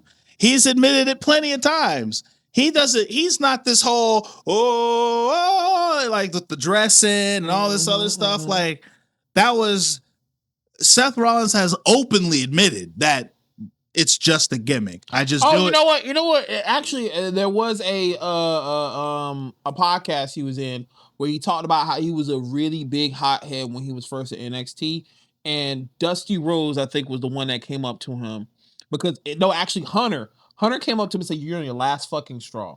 Like if you keep acting up, if you keep being hard and difficult to work with, we got to get rid of you." And I can't remember if it was Dusty or it was somebody who came up to him and was like, "Yo, who is your character?" Seth Rollins. Okay, who are you? You know, Tyler Black, whatever. So, okay, be the character. Be the character 24/7 in front of WWE. When you go home, you go yell and do all that shit you want to do. But when you are here, be Seth Rollins behind the curtain, in the ring, and you be cool. And that's where he said, oh, so be the character 24/7. Okay, I can do that. But the thing is, though, is that the character that he's currently portraying is not truly him. I know, yeah, no, trust me. And that's what I'm saying. Even Seth Rollins itself is not truly him. Yeah, and so it's like going back to MJF, the character that he portrays, that is, for all intents and purposes, that is as truly him as you can possibly get, kind of thing. It's very authentic. There's nothing that he has to really act upon because he is literally just doing he's just doing him, but as they say, turned all the way up. Did you see his Christmas post? No, I don't think he had a so. Christmas post where he had his kid on his head, on his shoulders, whatever, and it was like a little family photo. He has this little stank face, whatever, and he says, "I wanted to let you know, I dropped the kid when the photo was done." And I was like, "Damn, nigga. Like you can't even." Listen, it's like there's another person. A person who not necessarily reminds me of MJF, but like how they are so authentically themselves as a wrestler. There's a wrestler who goes by the name of August Artois. And like the type of person that he is, the way he carries himself, the things that he does in the ring and out the ring kind of thing, it makes me think about how MJF moves in the sense where what you're seeing is what you get. Mm-hmm. And it's very authentic kind of thing. And it's like it is you can't compare him necessarily to another person. Mm-hmm. You know, in the sense where it's all like, oh, August Artois makes me think of like Dolph Ziggler or something. Mm-hmm. It's like I can't really say that because there is so much that August does that is so unique to him. Mm-hmm. And that's how I feel about with MJF. MJF kind of thing. And so going back into the match with how him winning this belt now, number one, solidifies him as the top heel because as heelish as Samoa Joe has been, like because of the story that they've kind of given Samoa Joe to have to piece his way through, it wasn't doing anything for him. It wasn't elevating anything. Mm-hmm. Samoa Joe didn't elevate the title. He just kind of held it until someone to get the belt to actually elevate it. Because once MJF brings the belt up here, that's when everybody else can start trying to reach and grab for it. And hopefully once they get it up here, that will bring them up to the same stardom that MJF is. What's that? Oh, what's that character on Mario? You know when you play Mario Kart and he does the what's the Lucari, something like that. He's always on the cloud. Oh, I actually don't know what it's like name. It's like look something. So basically, it's the equivalent of MJF sitting on this cloud above everybody, dangling the title and saying, "You got to be like me to come get it." I mean, at this point, yes. And it's what AEW really needs. However, they also really need the story to come and push it forward. Because as of right now, like, you know, the name power is only going to do so much. And they're really pushing and trying. But I mean, overall, that was kind of sort of like the highlight and for me for the match. And it was a good match. It was cool and all. But I'm like, now it's not so much the match. It's going to be what's going to happen on Dynamite on New Year's Eve. Mm-hmm. And I want to be optimistic, but it's MJF. You at least know you're going to get something good out of that. Yes. But so at the end of the day, the pay-per-view was a pay-per-view. It'd be a C to me for me. Oh yeah, heavily a C. Heavily so. A solid C. Okay. Because that's all they got. So, what's about this Sports Illustrated? So here we go. Let me go ahead and bring it up because number one,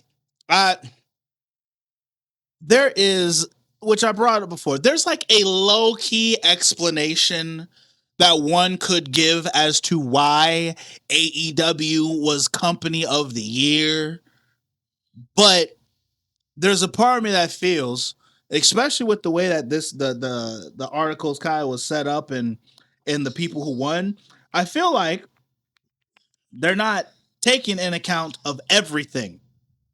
Okay, they're only looking at WWE and they're looking at WWE. It feels like, and I was talking to this with one of the homies. It's like they're looking at WWE and AEW, but they're only looking at.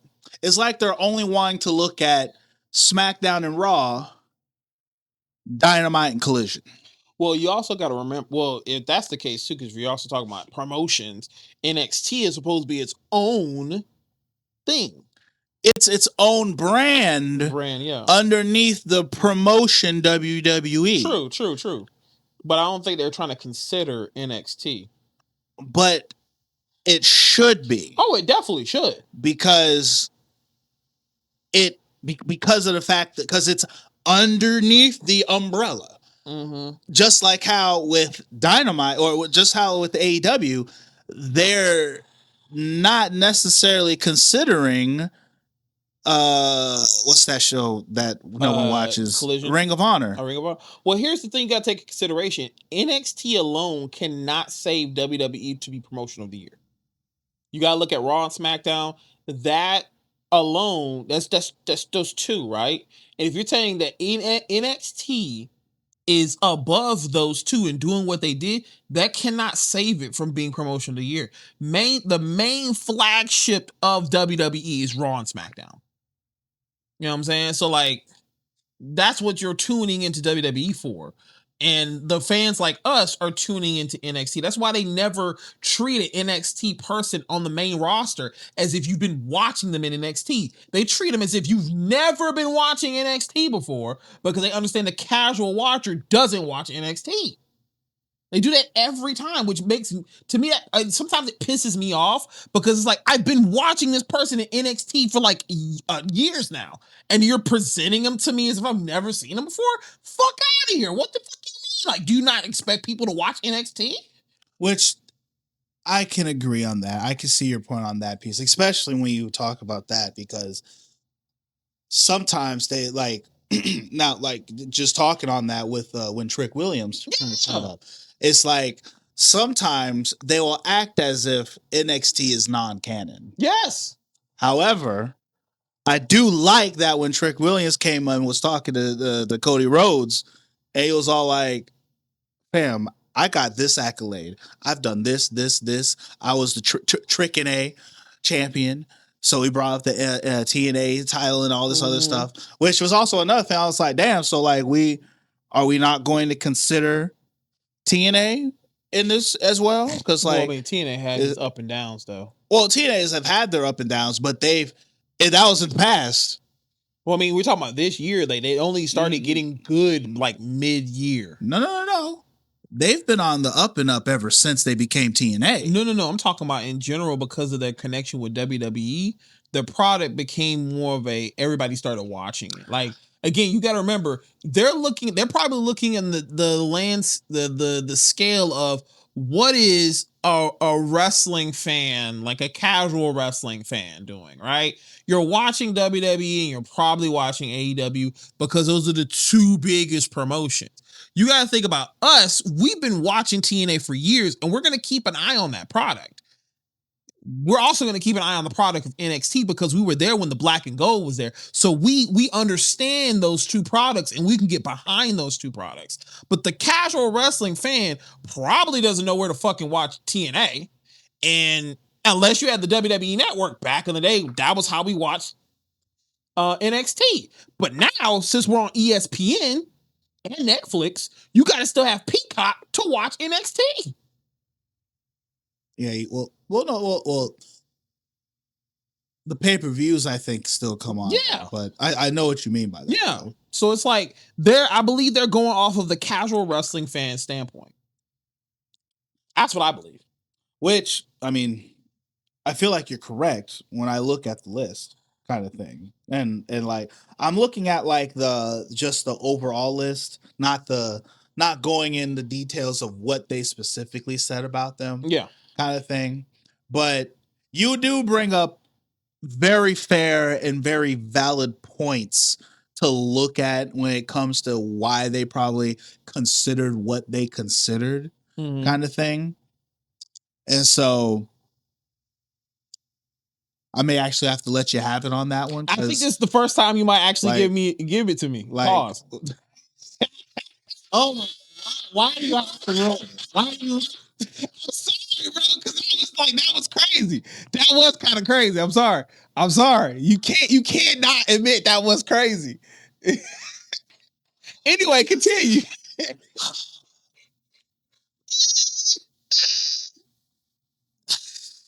The first time you can give me a W. Yes, yeah. I will easily give you that W. Yeah. Because you said it and you broke it down a way where I'm like, you know what? When you think it that way, like, that is true. That is true. Which, because of that, it also kind of makes it understandably why someone will think that any of this garbage is correct. Yeah. So pretty much what I'm going to do, we're going to go through this list real quick. Yep. And the ones that you don't agree on, give me what you think should be there. Okay. All right. And so we'll start at the top. All right. Storyline of the year. Okay. They gave this to Hangman Adam Page in his redemption arc leading up to fighting Jon Moxley and taking the belt. I mean, but the promo he gave, though. I'm trying to think what was better. WWE definitely didn't have anything that was compelling enough. Trying to think back to TNA. No. I think I might have to agree with. I can't think of anything else. You might remind me when you. And this is because I'm with you on the fact that it's really hard to think of another storyline that was really, really good. Yeah. When you think about Hangman Adam Page and Jon Mox, Hangman's redemption arc, besides the Trick and Ace situation, I was here for that. I was so here for him that. getting the heavyweight title, and then it just causing rampage over there. I was so there for that. Like, I was like, don't, you can't lose the belt. Like, keep it on him for a long time. I was here for it. But I want to say most compelling story. It was the most fun to watch. So when it comes down to it, because like when I look at the Hangman Adam Page arc, pretty much like when he kind of came back and he did the whole, the Owen Hart tournament, and this was like him going through this spot of realizing that he completely lost his shit and lost himself, and he was refining himself and all this other stuff, going into dealing with Jon Moxley and the Death Riders and everything like that.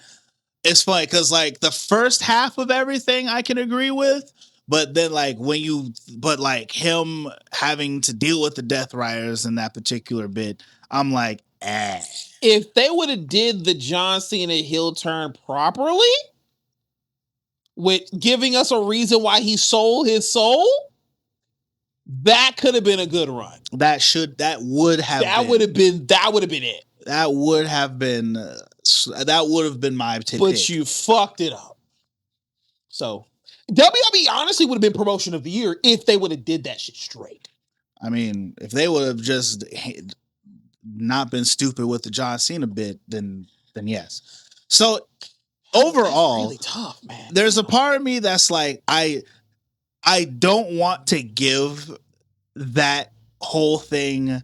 I don't want to give storyline of the year to Adam Page and his redemption arc. But the problem is the fact that when you kind of look at the landscape, that nothing was really given to us better. The Edge and Christian one wasn't. It was good, but it wasn't story of the year. No. Honestly, the only other thing that I feel almost gets there, and the only problem is just the fact like it did not go super long, but I would say Io Sky and Rhea Ripley in their rivalry. No, honestly, Jade and fucking Naomi. If she didn't get pregnant, not saying it's a bad thing, but if she didn't have to relinquish that title, she would have been on a fucking tear. All right. Now that I can agree with on, because honestly, when you really think about that, because that was story, the most compelling shit that was going on, bro. It was with Naomi and Bianca and all them together. Damn, Big Jim. Shit, bro. Come on, bro. Did she win the belt? No, because she got pregnant. No, she won the belt. No. I'm trying to think when could he have busted in her to get her to pregnant enough? Right before she cashed in. Hey man, come on, bro. Because Did you just know she was cashing in? It's like, yo, we gonna celebrate. They literally found out the fact, like when they looked at the time frame, like she was technically pregnant During that match. During that match. But I mean, congratulations, but damn, bro. But yeah, so it's like, which honestly, over the Hangman Adam Page arc there, redemption arc, almost. I honestly, I don't know if it's better. It kind of is. Wait, though. the CM Punk and Drew stuff. Actually, now when you say that, which I think, because you saying that just rung my bell as to what I would have said, and that is CM Punk and you could say the CM Punk and Drew McIntyre. You could say Seth Rollins versus CM Punk. That too. Like, but they just didn't cook long enough. Well, kind of.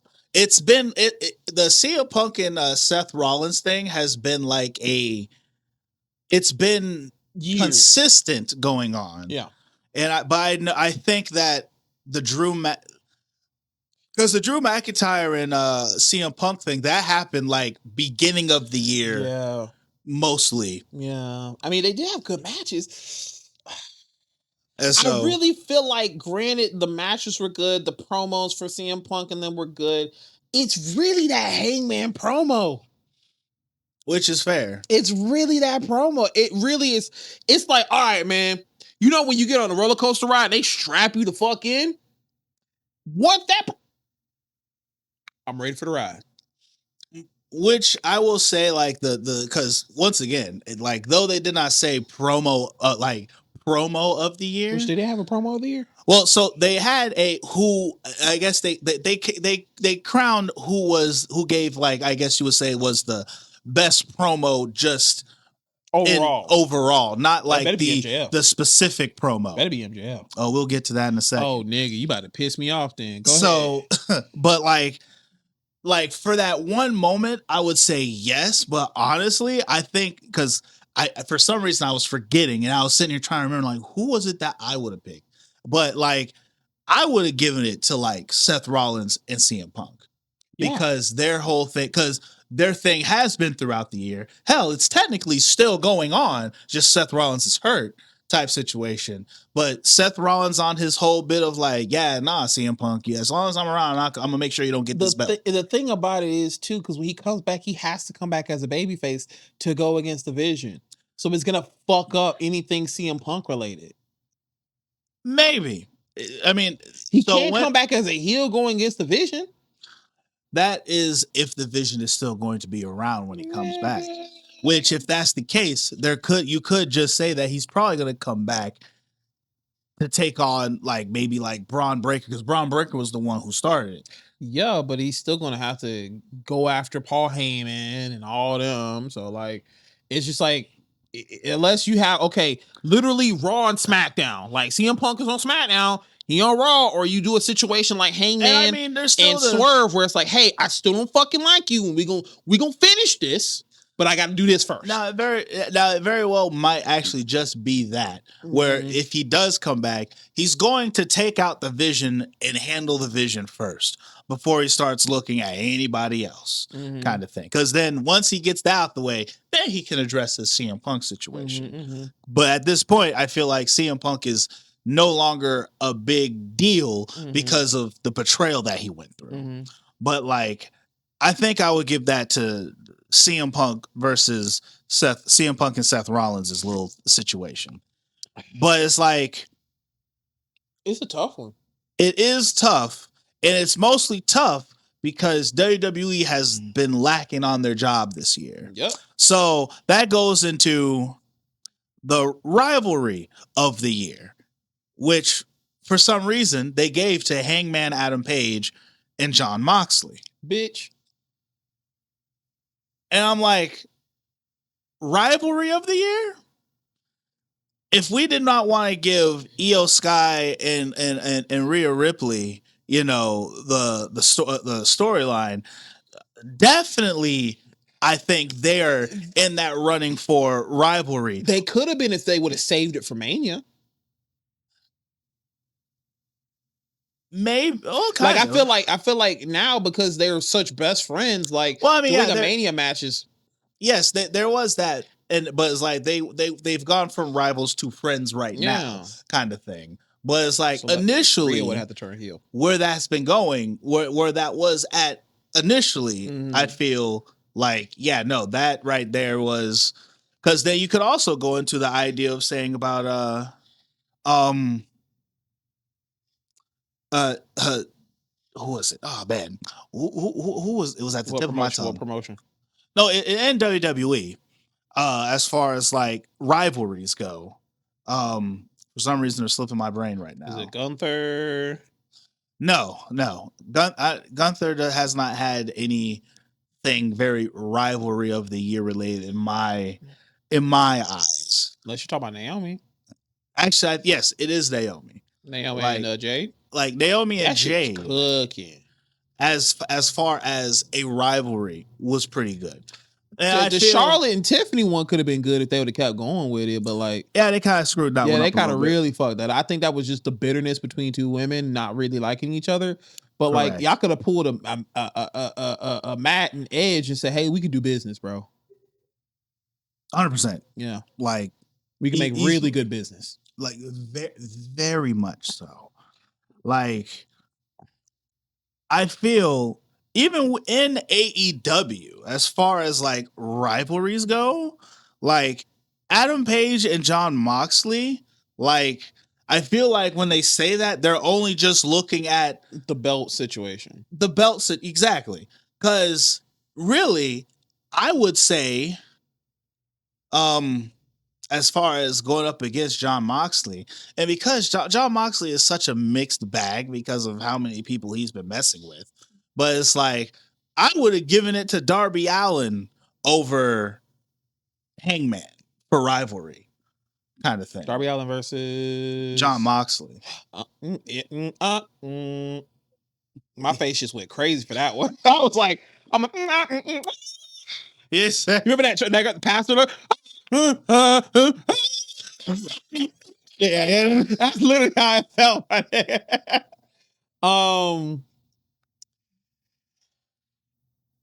Next one, I can't with that because I'm like, I don't know, bro. So right after rivalry of the year, so and there's been a lot of controversy online about this, okay? Because there's a difference between a heel run and a heel turn. The heel turn is the initial, hey, I was good, now I'm bad. Mm-hmm. The heel run is what did you do while you were bad? Mm-hmm, mm-hmm. Heel turn of the year. They gave it to Naomi.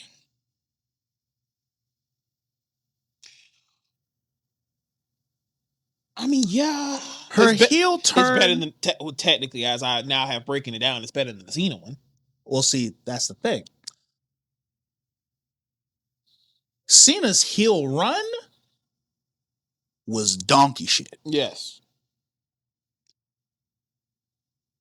The turn was perfect. But we can call spade a spade. His heel turn, that was perfection.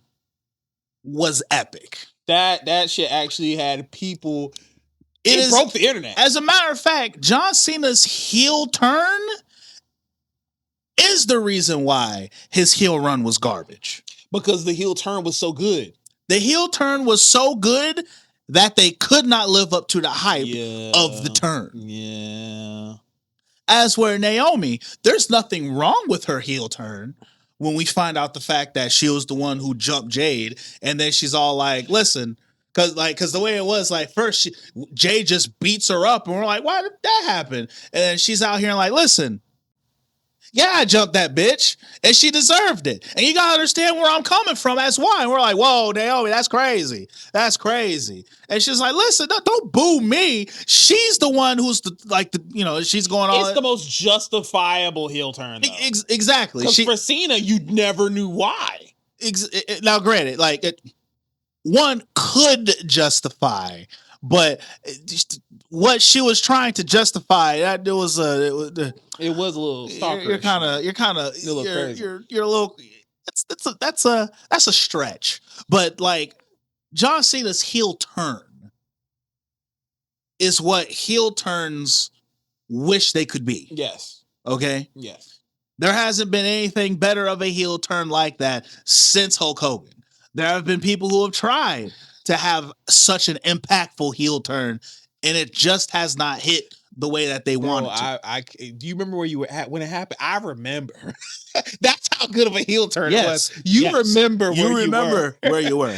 Now, Naomi, her heel run after she turned, now that was That's legit. What John Cena wish he could. That's what John Cena wish he could have done. Mm-hmm. And she did that in a small amount of time, where she completely turned shit around and then became champion. But yeah, that it's like looking on the other side. It's like you look at AEW.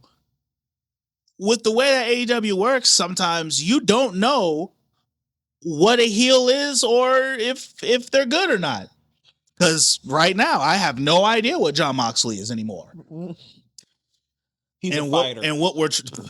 yeah, there you go. He's a fighter, just like how Obafemi's just a ruler. You know what I'm saying? Bitch, I be in the gym now doing this. Tell anybody I be getting it, bro. Anyway, what's the next one? So, the way that they carded on here is best on the mic.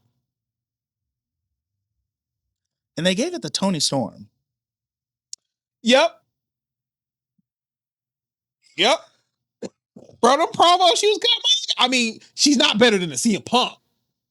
Because CM Punk, he was like, he roasted The Rock. He was like, all them fucking, he was like the goosebumps and shit and whatever. He's you bald ass.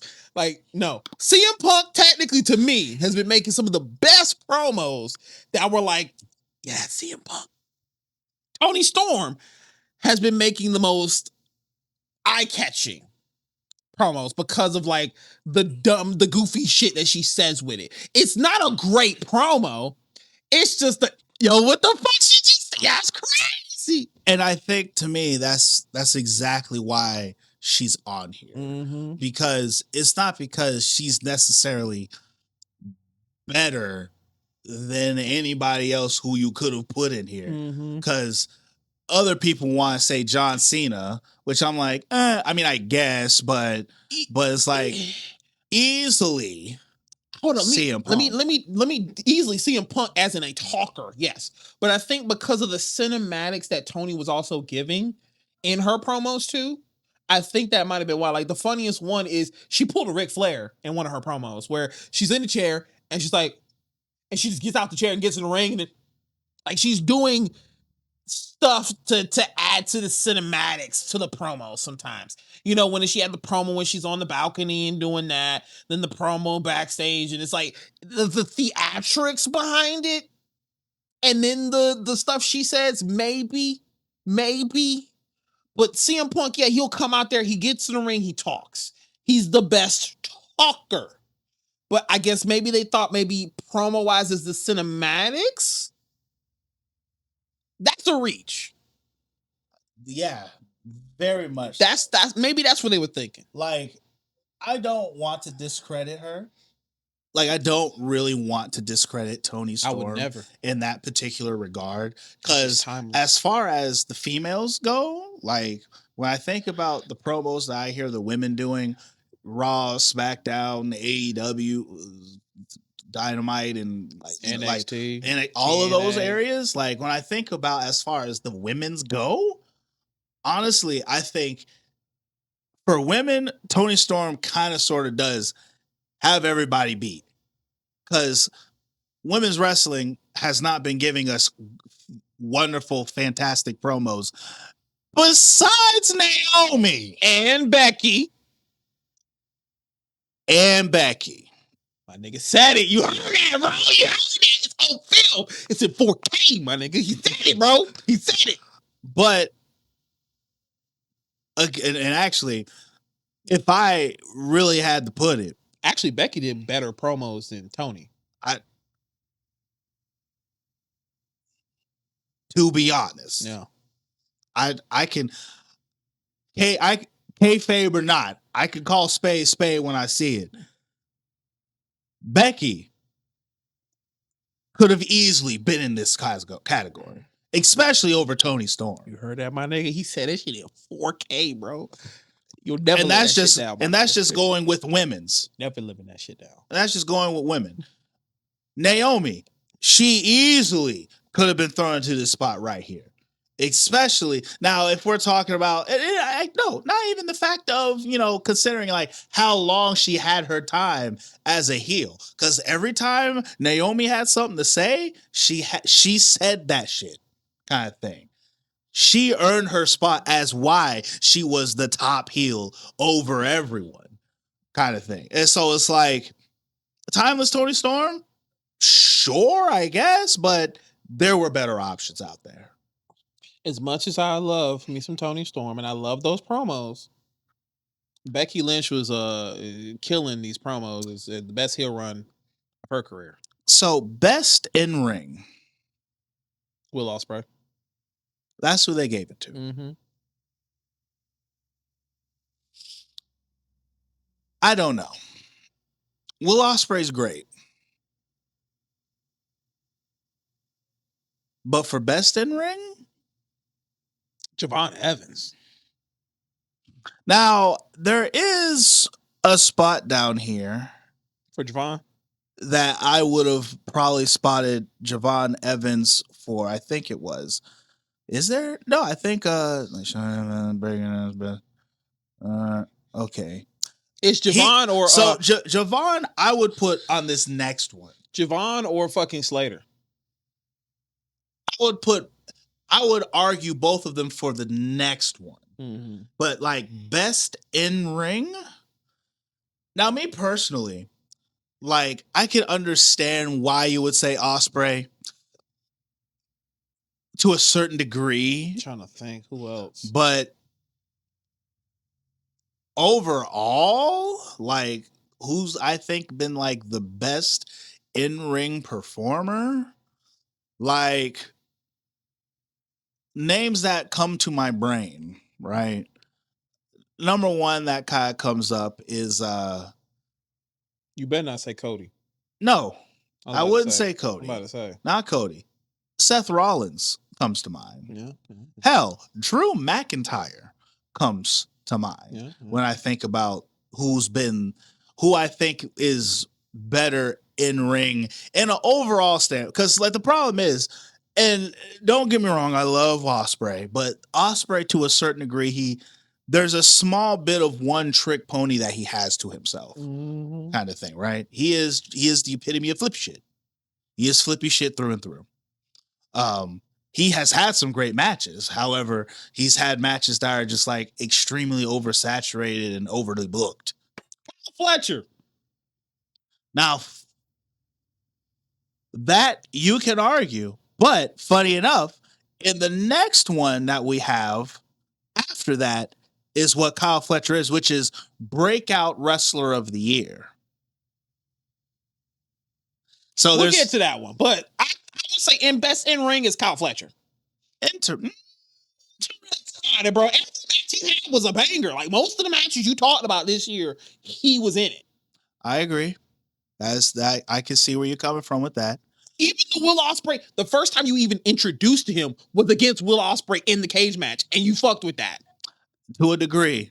Because remember, my primary problem with that match was the fact that they beat each other bloody and they spammed each other's specials on each other like 1,000 times and 1,000 kickouts. True.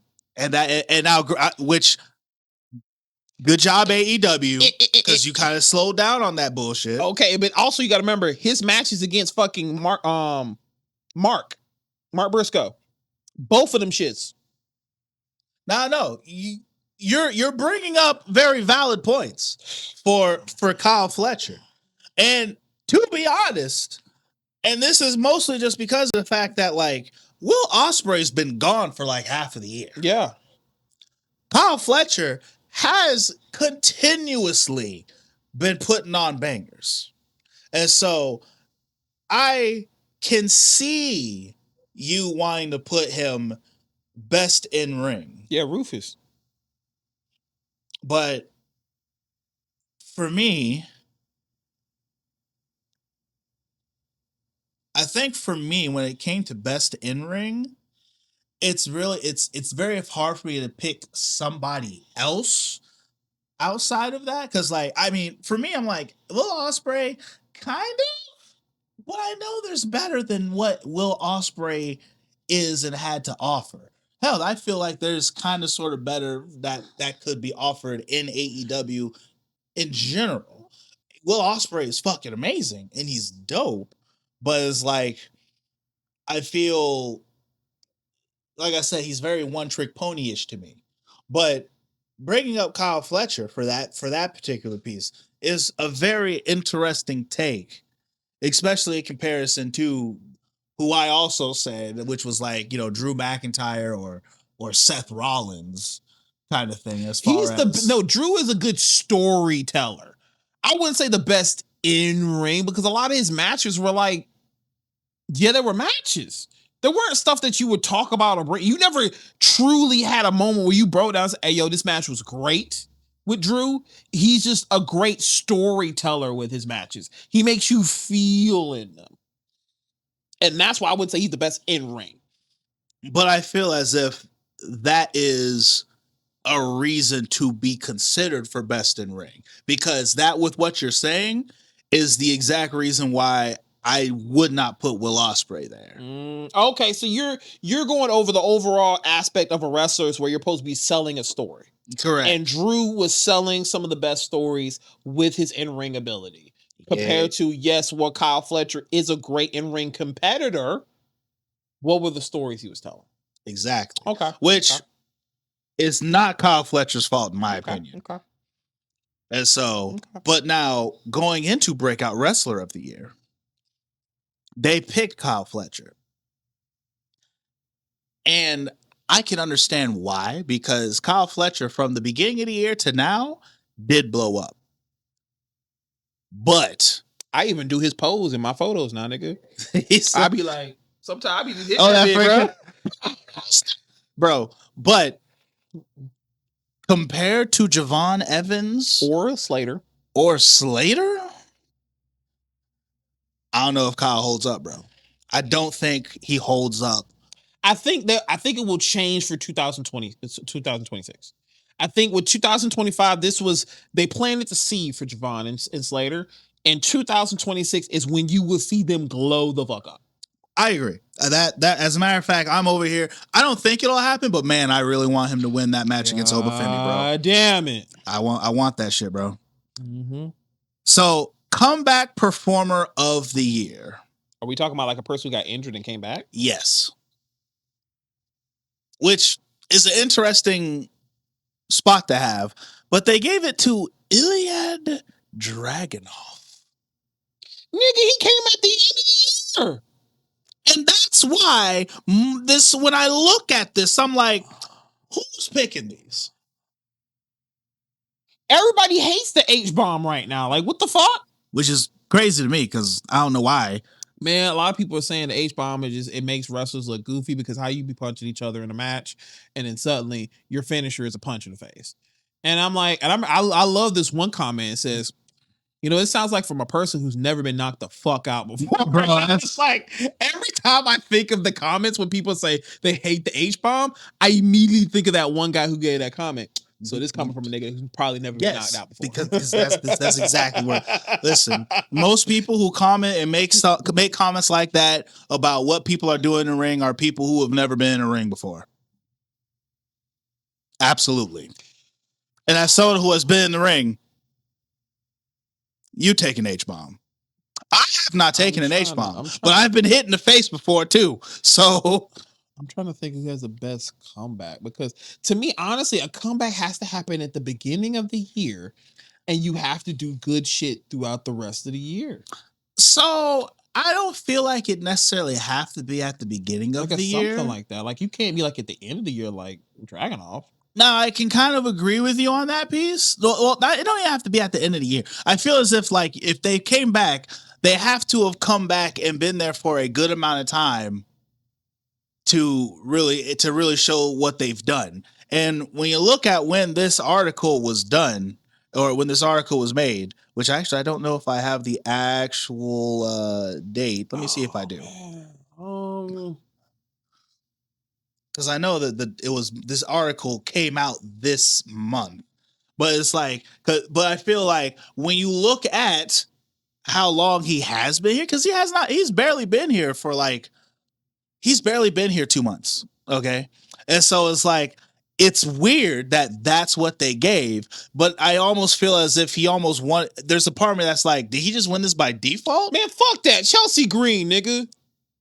Chelsea Green has the best comeback. Think about it, bro. She won the US title and then won the mixed tag titles with Ethan Page, and they're on a fucking tear. But she was never gone. That's the thing.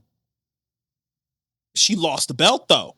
Yeah, sure, she lost the belt. But if we're talking about being injured, are we talking about specifically being injured and coming back, or making a comeback as in like you were from the bottom and now you're up? No, like you were on the roster and then something has caused you to disappear and then you showed back up again. So, not saying that I would consider him this for this, but like a Brock Lesnar, right? He's been gone for a while. But he wasn't injured though. No, he wasn't injured, but he was gone. You mean okay. Someone who's been gone and has come back and has done something big. And the problem is, and I think the reason why Ilya wins this is because the fact that anyone who was gone, they've come back and they've done nothing. Or they came back super quick, like R-Truth. I mean, yeah, you could say that, but well, even then, like even when like R-Truth was gone, he came back. He didn't really do anything super noteworthy. And then when they dropped him and then they hired him back, he still didn't do anything noteworthy. And over on AEW, people come and go so much, it's really hard to say. Even Darby. And the thing is, Darby, he was gone for a bit and he came back and he did nothing. Yeah. But take a big fat L. Yeah, move on. That one's difficult, my nigga. So, and this is the part where a lot of people feel like they were definitely dick riding AEW. Tag Team of the Year. They gave it to FTR. Not even Bandito, my nigga. Listen, now granted, that's tag team. Well, to me, AEW Tag Team of the Year. Then who else would you say Tag Team of the Year? We're talking about AEW right now. Give me a second. Give me a second to cook. Give me a second to cook. Oh, wow. Because in all reality, it's the Hardys, if you think about it. Because, nigga, they've been champions forever. Now, I can accept that argument because when you look at the year that the Hardys have had, nigga, they've been TNA champions, they've been NXT champions, and they're also HOG House of Glory. What's House of Glory? I think it is. Yeah, they still hold those titles. Mm-hmm. The Hardys have been having a banger of a year, but we ain't talking about TNA on here, kind of thing. It's like that. No one wants to talk about TNA. As a matter of fact, in my personal opinion, I feel TNA should get promotion of the year because of the fact of how much they have grown in a year to be now going from not having a TV spot to now having a TV spot coming up next year on A&E. That's because of WWE, but yeah. Even if you want to say it's because of WWE, they are still putting in some kind of work. They are still putting a spotlight on their stars because they've been getting a bit of stuff, from WWE and on TNA. Like their stars, Javon Evans, not Javon Evans, freaking Slater. Slater. Like, he snuck his way as a TNA champion on main event for John Cena's last match. A TNA champion. Sure, he may not have won, but he showed face and he did some work, kind of thing. And so it's like TNA went from being nothing in obscurity to now becoming becoming a household name again. I'm thinking about Jordan Grace, but she got shit into the stick of that shit. That bitch ain't doing nothing right now. Anyway, but yes, Jeff Hardy, the Hardy Boys over FTR, easy. Yeah, I fucking can't stand Bro FTR. Dito, I cannot stand FTR. easy. I cannot stand FTR is not a bad tag team, but they are not tag team of the year, at least this year. I probably would have gave it to them. I could have gave it to them last year. I can't stand them as a tag team though. They just not to me like they're your good old fashioned tag team, but like one of their theme songs does not fit their heelish persona. Yeah, their theme song is weird. It's very 80s, and it's just like, oh, happy, and we're gonna do all this heel ass shit. It's just we're the top guys. Like that's your thing. Like no, match of the year. Now this one can go a lot of different ways, and I'm not mad with the way that they picked. They picked Io Sky versus Rhea Ripley. Because you all over that versus Bianca. Oh, Mania? Yeah. Oh. That was a legit one, ain't it? Ooh. Yeah. That's cold blooded. Yeah. Because the second to that could easily be just the one with Io Sky and Rhea Ripley. That match was. In all reality, I'm gonna keep it $150 with you. The one that had me on my seat this year, Javon versus Slater. Even though the ending was ass, but I mean, bro, that could have been. I can agree with that too. Honestly, that shit had me on my seat, man. Those three that were spoken, Io Sky, Rhea Ripley, Bianca, those two boys, and then just the Io Sky and Rhea Ripley one. Those are in the top three. I myself don't know if I can pick one specifically. There's a part of me that wants to pick the Javon Evans and Slater. Because that shit was crazy. But at the same time, I feel it's the ending that really fucked it over. The ending does kind of hurt it a bit because of the fact because we didn't actually get a real ending. Yeah. Twice. Yeah. But like that match of the year one, it's a tough pick. I don't even want. I'm about to say not the CM Punk versus Drew Cage match. Nah, that was a good one though, but not match of the year. Worth mentioning though. Yeah, definitely worth mentioning. So then they have show of the year, pay-per-view of the year. Their pay-per-view of the year they chose was AEW's Double or Nothing. Isn't that when Hangman won the belt? Yes. That's why. All right, move on. Move on. Because I can't think of a pay-per-view of the year, even from WWE standpoint. Evolution. That was pay-per-view of the year for you? Easily. The all-women's pay-per-view? It was a damn good one. The only other pay-per-view that I would say that also fits in that upper echelon is Elimination Chamber. Because of the heel turn. Not just because of the heel turn. Elimination Chamber in general was a good pay-per-view. Like there was not many matches that weren't solid. For AEW, it's a rough shot. Again, we've always talked about it's shit sandwiches with bacon in them. Every once in a while, they'll have a really good pay-per-view, but nothing to write home. But it's not by much. And so the fact that it's like I think Double or Nothing for me was like one of their lowest ones, to be honest. I'm trying to think back, bro. So even like the NXT ones. Listen, the NXT ones, there's been a couple of them that beat out AEW. Yeah, of course. But so then female of the year. I need to watch New Japan all next year so I can be able to say their pay-per-views too. Female wrestler of the year. Obviously, they gave it to Ultimo Monet, Yeah. which I don't think she really is. She is not female wrestler of the year. And it's unfortunate because it definitely would have went to Naomi if she, you know. I can see that. I and a lot of people agree that female wrestler of the year is Io Sky.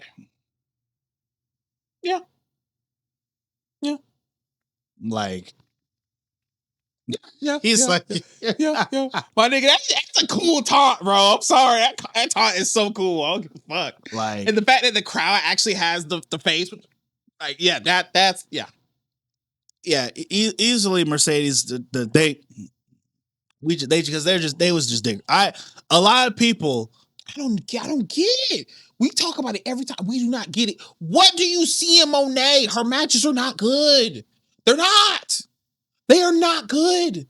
It's the opponent that makes it good. It's literally the equivalent of when Bret Hart had to walk British Bulldog through a fucking match because he was drunk, and it became a 5-star match. That is what it is every time. That's pretty harsh, but I mean, can you? Except the only one match was the Chris Statlander one. That was Sasha Banks. I mean, that's no, you're not wrong on that piece. And no, she is not as great as everyone's really trying to make her seem. I don't know if she's British, drunk British Bulldog bad. I'm not talking about like she's that. I'm just talking about the equivalent of their opponent guiding through the match to make it good. No, yeah, I see where you're going. Yeah. But I think that was pretty harsh. No, nigga. That was no. No, I'm standing 10 toes because I could not stand any of her matches because every time I'm like, Monet, I know you could do better. I know you can. I've seen you in WWE. I've seen the amazing matches you've had with Bayley and Charlotte and so many more. But ever since you got this new finisher where you want to put some on the back and it's not good. Do something else. You have so many other moves. Do the bankrupt like that. Do something better. So if I say Io Sky, Oscar was in Jacksonville today. Continue, sorry. Yes, she was. I remember seeing about that. Yeah. If I say Io Sky takes that space, can you think of better than Io Sky for female wrestler of the year? Natty. Weird flex, but okay. Because if you see her working GCW, boy, that girl was going. Fair enough. That's what I'm saying. It's like one of them situations where, again, you're not taking in consideration of every promotion. And we're not even talking about Stardom. Because Stardom, I know they doing some crazy shit over there. And I'm trying to find out how I can watch Stardom. Because somebody had posted a video of like the best entrance of the year. And I was like, I don't know about that one. But it was definitely some top-notch shit. And made me say, oh, these bitches getting down over here. How do I Stardom? I want to watch this match. I want to watch this. Just because I saw like the entrance itself and I was like, ooh, I'm getting goosebumps. And then I see the opponent in the ring. It looked like a very yin and yang situation, angel versus devil. And I'm like, oh, what's this match? I want to watch this. Fair enough. Yeah, I don't think they take consideration every promotion. I mean, obviously they didn't. Yeah. Because they didn't bring it. Even within the promotions that they were talking about, they didn't bring up the promotions that are related. Nope. And so it's like, I don't know. Now I'm curious about this. Why you're bringing Natalia up? I mean, like I said, I like her GCW work. I really like her. I've seen bits and pieces of the low key legend as she goes by, kind of thing. It's a gimmick. I'm like, I've never liked Natalia. Never liked Natalia, but I fucking love Natty. Fucking love Natty. It's like Kurt Angle with the mouth. Like it's literally that all over again. Almost. It feels like it. Got it. It's that feeling. Bro, I don't know what them perks, bro. So perks, anyway, go ahead. So if we're looking at Natty / Io for female wrestler of the year, male wrestler of the year, they said Hangman Adam Page. Go to bed, nigga. You tired? All right, you tired? You sleepy? All right, I don't know what you watching, my nigga, but it definitely ain't Hangman. Look at the camera, look at me. It was not Hangman, okay? Ricochet did better than that nigga. I'm saying. I mean, honestly, I Wrestler of the year, right? male Male wrestler, wrestler of the year. Seth Rollins did better than that nigga. Seth did better than that nigga. Braun Strowman. I'm standing on that one. Braun Strowman is best male wrestler of the year. Nigga, give me better. Give me a person who sold you better than Braun Strowman. Not Braun Strowman. Not Braun Breaker. Fuck. How about Reed? Bronson Reed. Excuse me, not Braun Strowman. Bronson Reed. Funny enough, because you were saying that, I was like, I was about to say like Braun Strowman. I meant Bronson Reed. Bronson Reed was the one who put Braun Strowman down. That's why I meant Bronson Reed. Yeah, sorry. I was thinking of their match, and then his name popped up first. Which dyslexia in the brain. Which Bronson Reed, my nigga. The tsunami is the most protected move. In wrestling. You nigga. saying that almost makes me actually want to go back because was that this year though? What was it? No. What are you talking about? When Bronson Reed did all those splashes on CM Punk? On Seth Rollins. Yeah, that was this year. That was this year? Yeah, because remember, after he did that, he ended up initiating him into the fucking vision. I was making sure that was this year. Yeah, because again, I would told you it was a very smart strategic thing to do. Is like, hey, I can't beat this nigga's ass. Nigga, you gonna have to run with me, bro. And actually, because what I was going to say is the fact that Bronson Reed, he actually fits into the mold of when we talk about comeback performer of the year. Oh yeah, he did get injured because he was injured for a minute. Actually, yeah, because he broke his leg in the War Games match. Yeah. So really, honest and true, and this is why I'm like, whoever did this, they only watched bits and pieces of wrestling. Yeah, dick riding ass motherfucker. Yeah. And that was the thing I was wanting to get across when it came to this. Because it's like, definitely Bronson Reed, wrestler of the year. I don't give a fuck. I don't give a fuck. I mean, you're not gonna get an argument out of me when it comes to Bronson Reed. Now, granted, someone would want to like put in like, I mean, honestly, Seth Rollins over Hangman. Respect the tribal thief.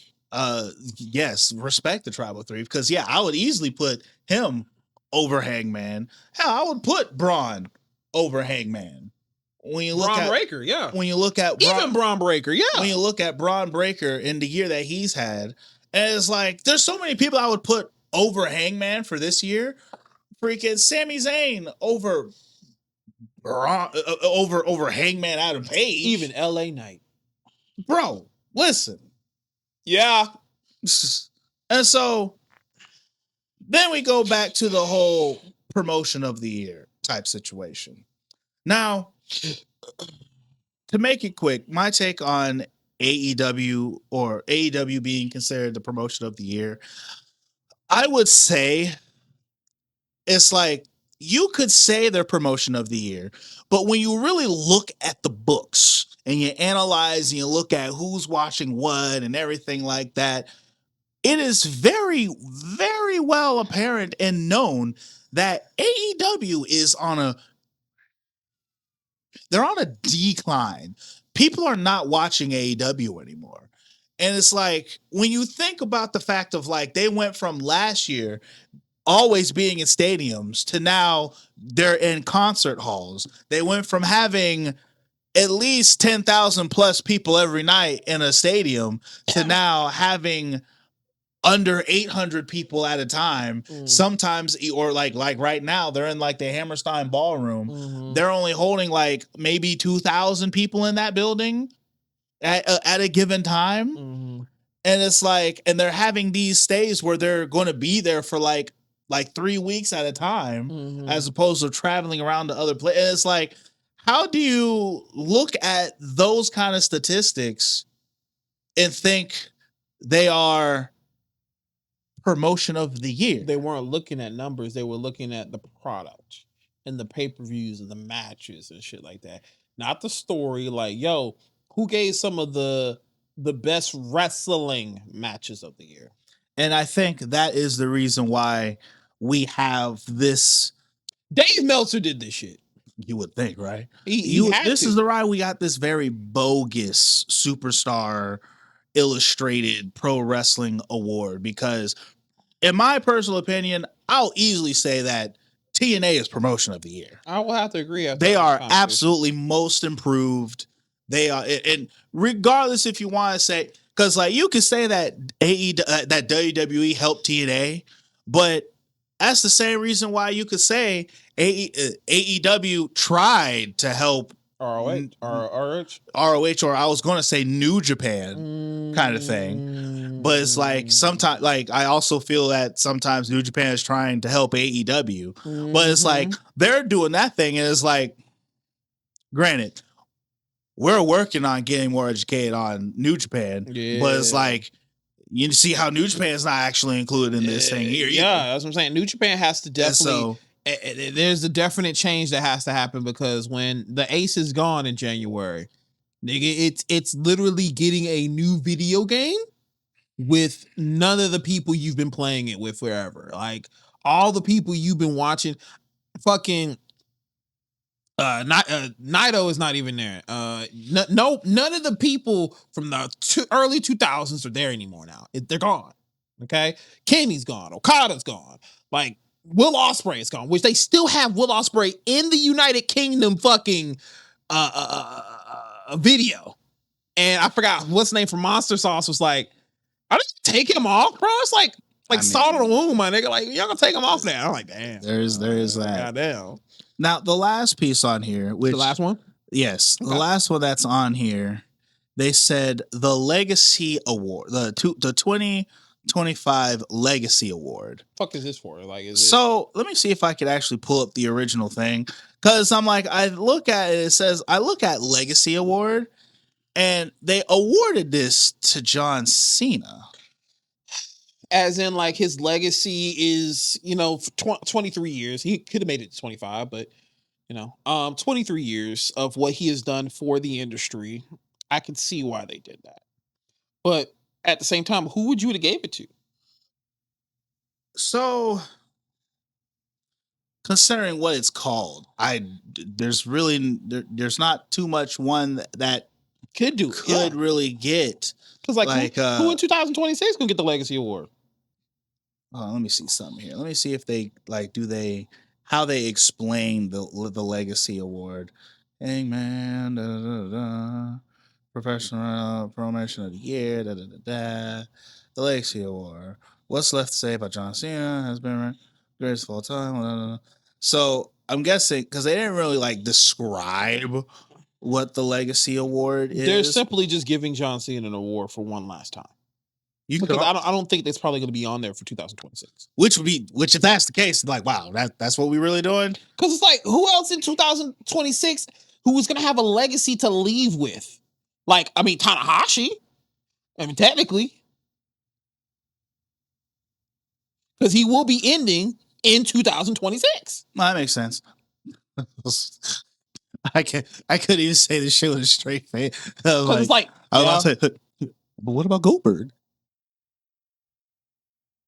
And you say, I say, wow, shit. Fuck out of here. That's why I was like, I can't even say it with a straight face. What about Goldberg? Fuck that nigga.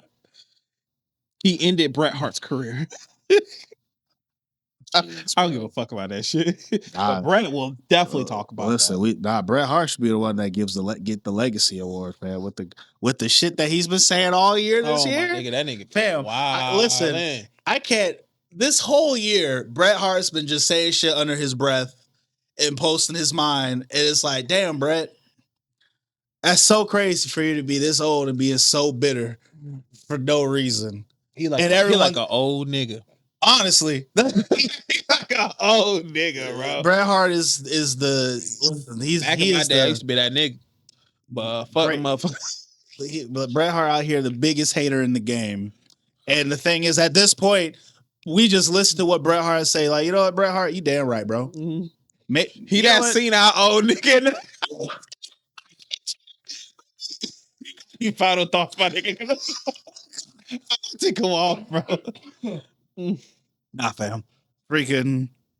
All I can say is after hearing that and all this other stuff, I'm hoping because now I'm thinking about it.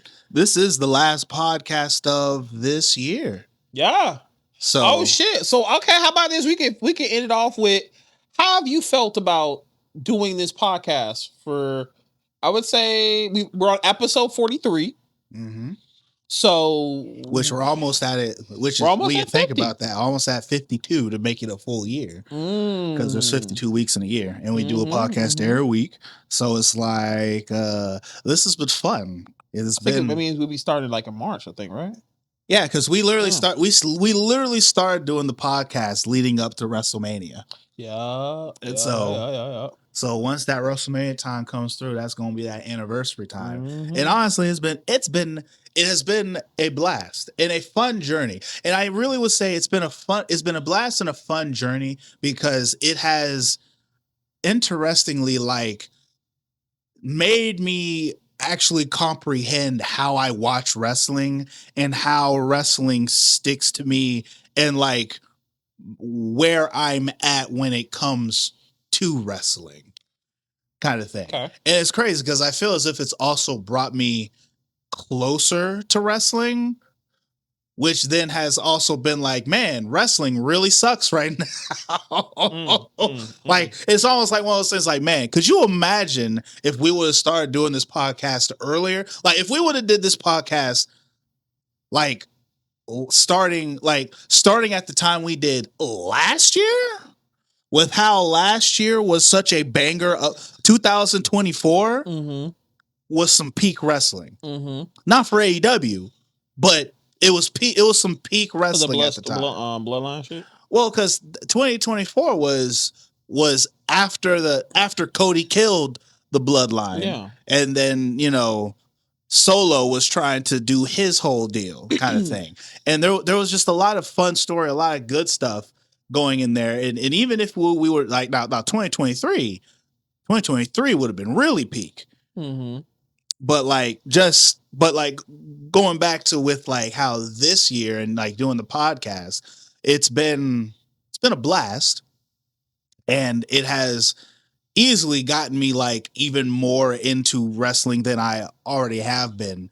And I feel as if I consume so much more wrestling because of the podcast, but it's at the end of the day, it's fun. And that's all I can ask for. It's fun because I get to spend time with my brother.